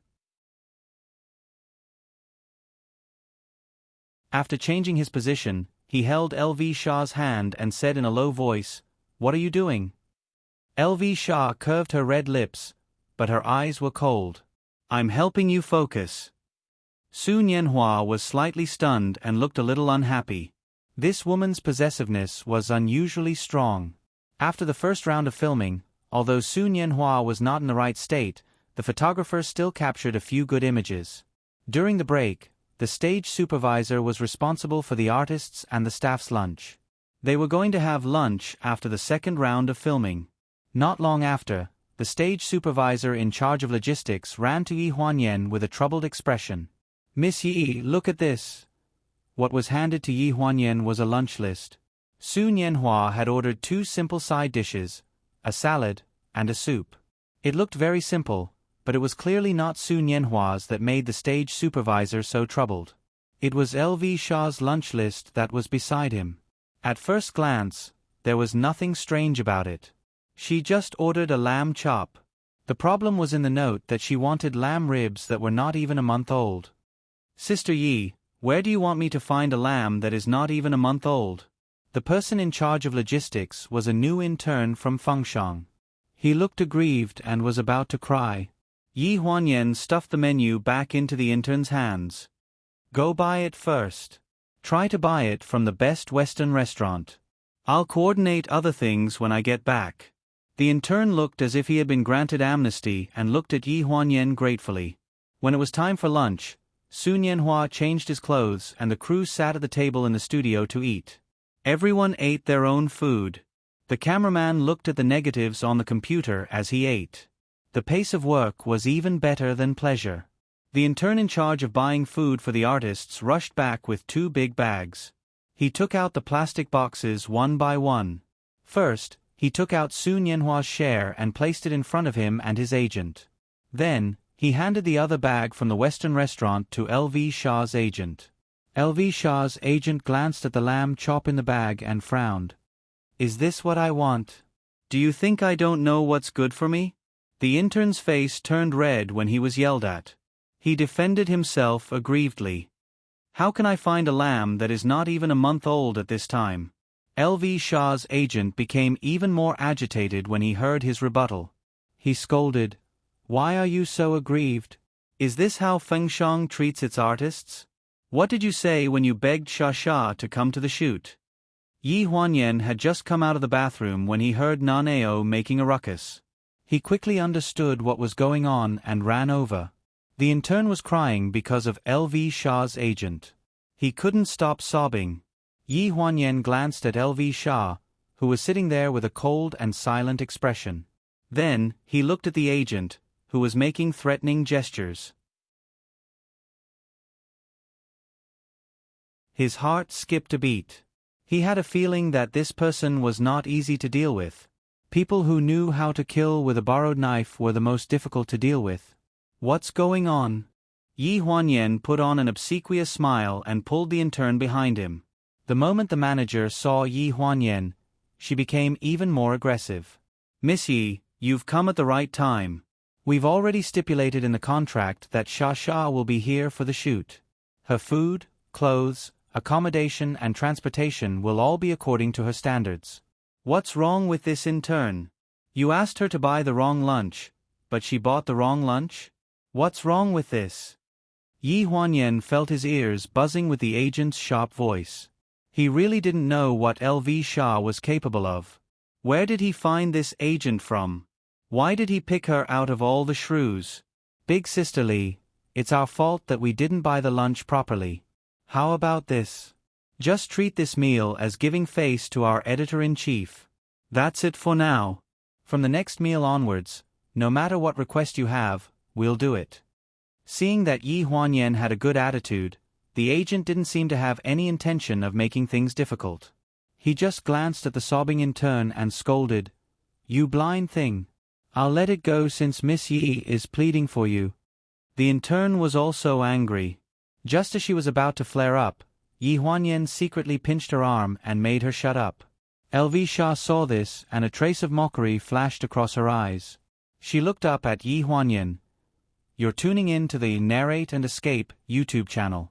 Don't forget to subscribe and join us on this journey to catch the most captivating stories.